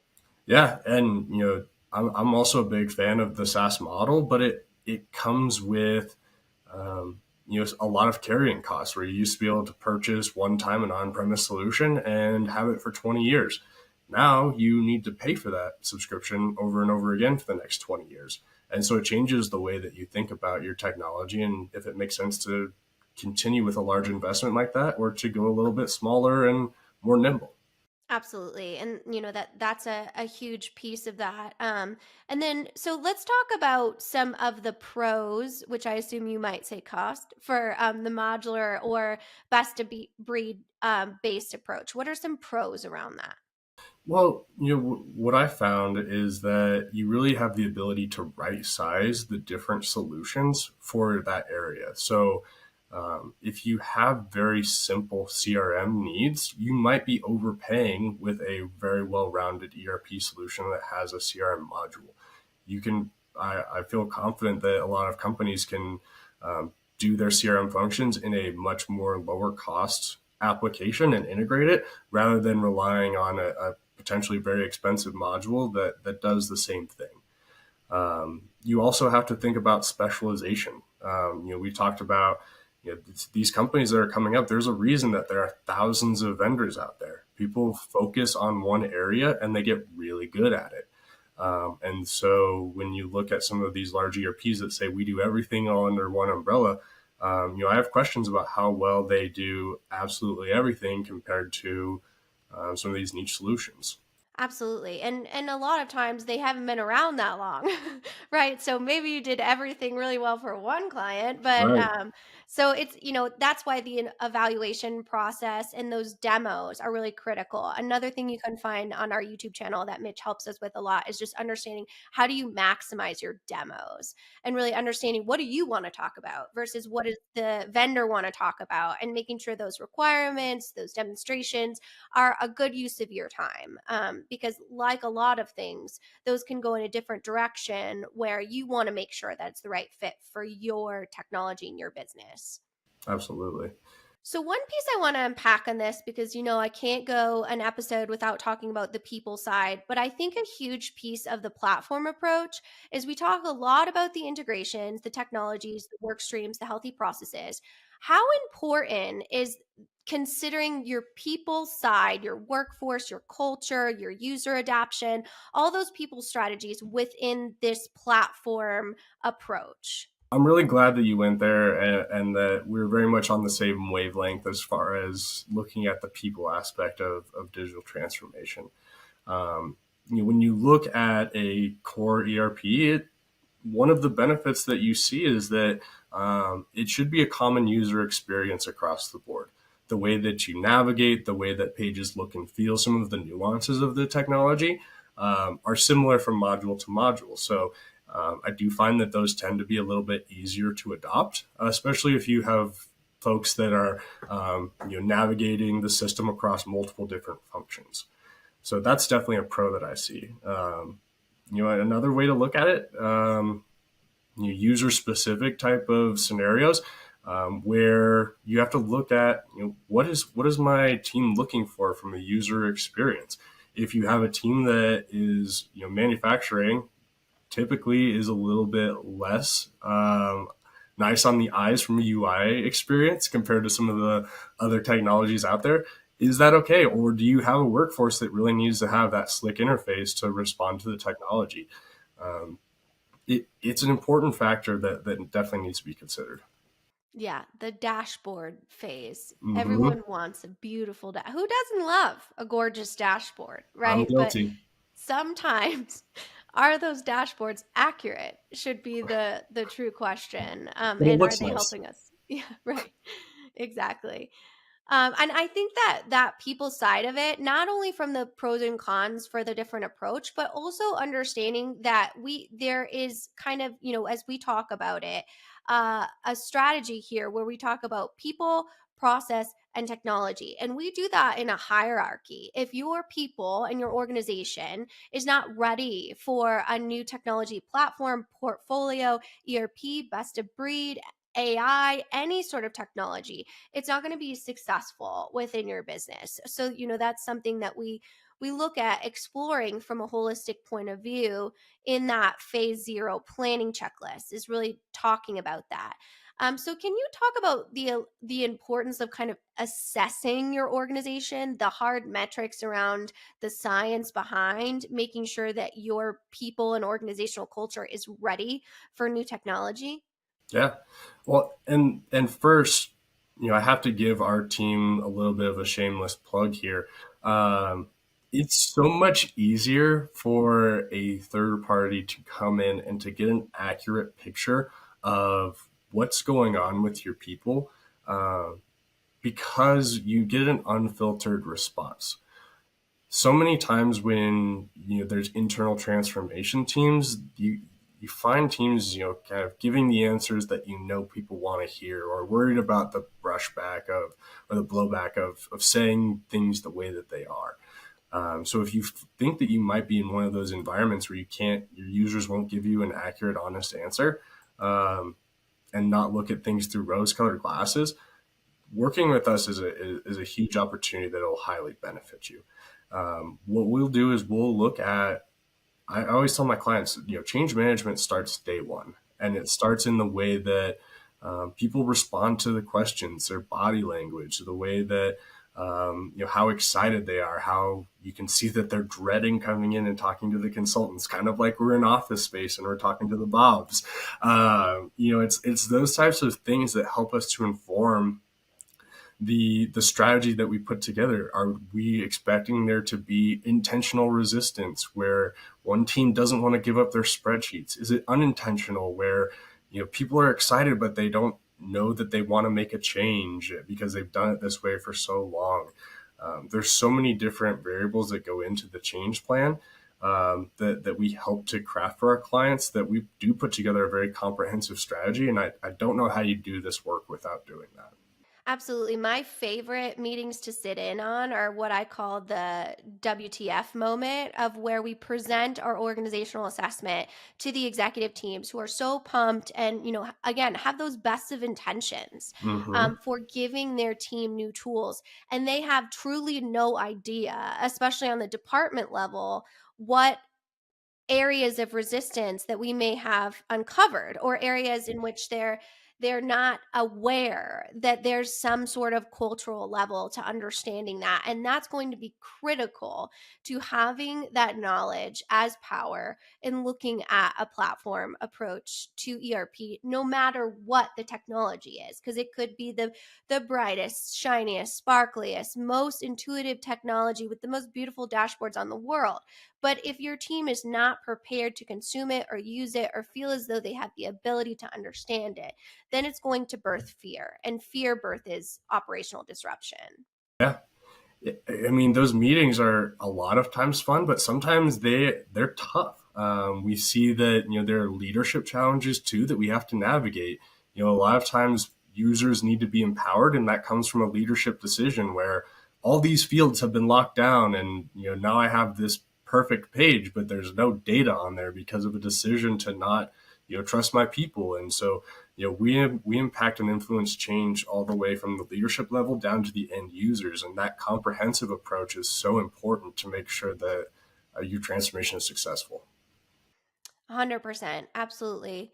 Well, this has been such an awesome conversation on so many levels. I always close out our trend series with asking you, what do you think a main trend for digital transformation or digital enterprise operations is going to be for 2024?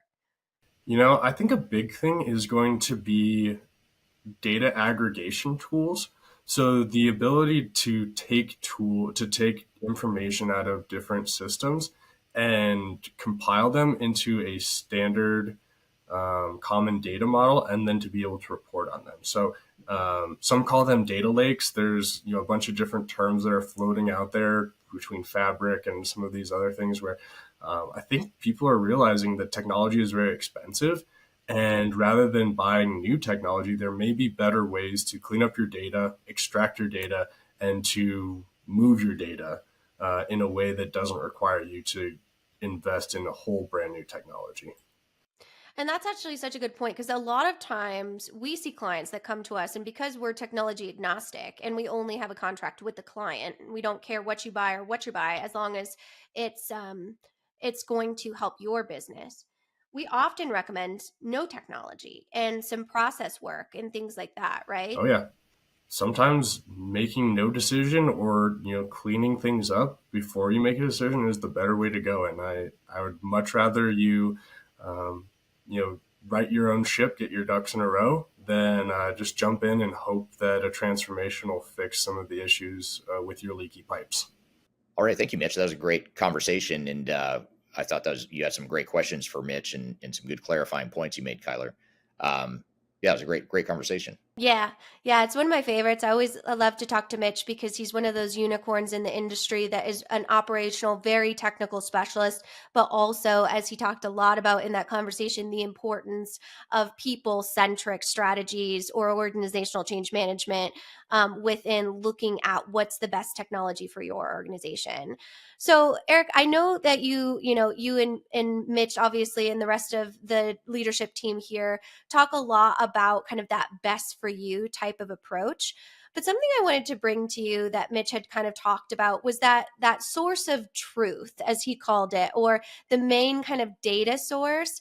He talked about, when I asked him at the end, what do you think is the top trend for 2024? He talked about this data aggregation strategies that needs to be kind of the forefront of understanding that. And I thought I'd bring that to you. Do you really think that is going to be really the main core strategy to digital transformation moving forward, is understanding your data and making it actionable?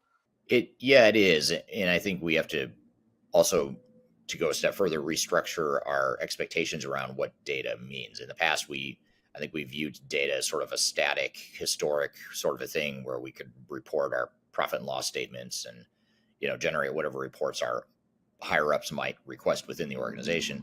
But now we have to think of data not only as that, but also something that can inform decision making and look ahead to the future. So it's sort of mixing data and the value of data with emerging technologies that can help you, predictive analytics and artificial intelligence, machine learning, the robotic process automation trend, all these different technologies that rely on solid data to do more than just provide historical context, but also give you a path to point to the future and make better decisions. So I think that's really the first step, in my opinion. Absolutely. Well, what a great conversation from both of our guests today. I think we got a great foundation and strategies from one, and then kind of a look forward to what you can do as an organization from a process automation or optimization standpoint, but also understanding how your technology fits in that and what that roadmap really looks like moving forward. So I think so far, I dare say it, this is my favorite episode of 2024. Oh, well, that's good. I guess maybe a smaller sample size to work with, but I'll take it. It's still number one is number one, so Yeah, we'll take there it. we go. There we go. Well, good. Well, thank you for guiding us through that conversation with Mitch, and thank you to Mitch and Tavis for being on the show with us here today. And thank you, as always, Kyler, for being part of the show, and to the audience for asking great questions along the way. And want to thank the audience in advance for sharing this podcast with other colleagues and people you think might be interested. We'd love to get the word out and spread this information to as many people as you think it will help. So that's probably the biggest way you can help us, is by promoting the podcast to your networks and sharing it with your community. So thank you, everyone, for being involved here today. We hope you have a great week, and we'll see you next week on Transformation Ground Control.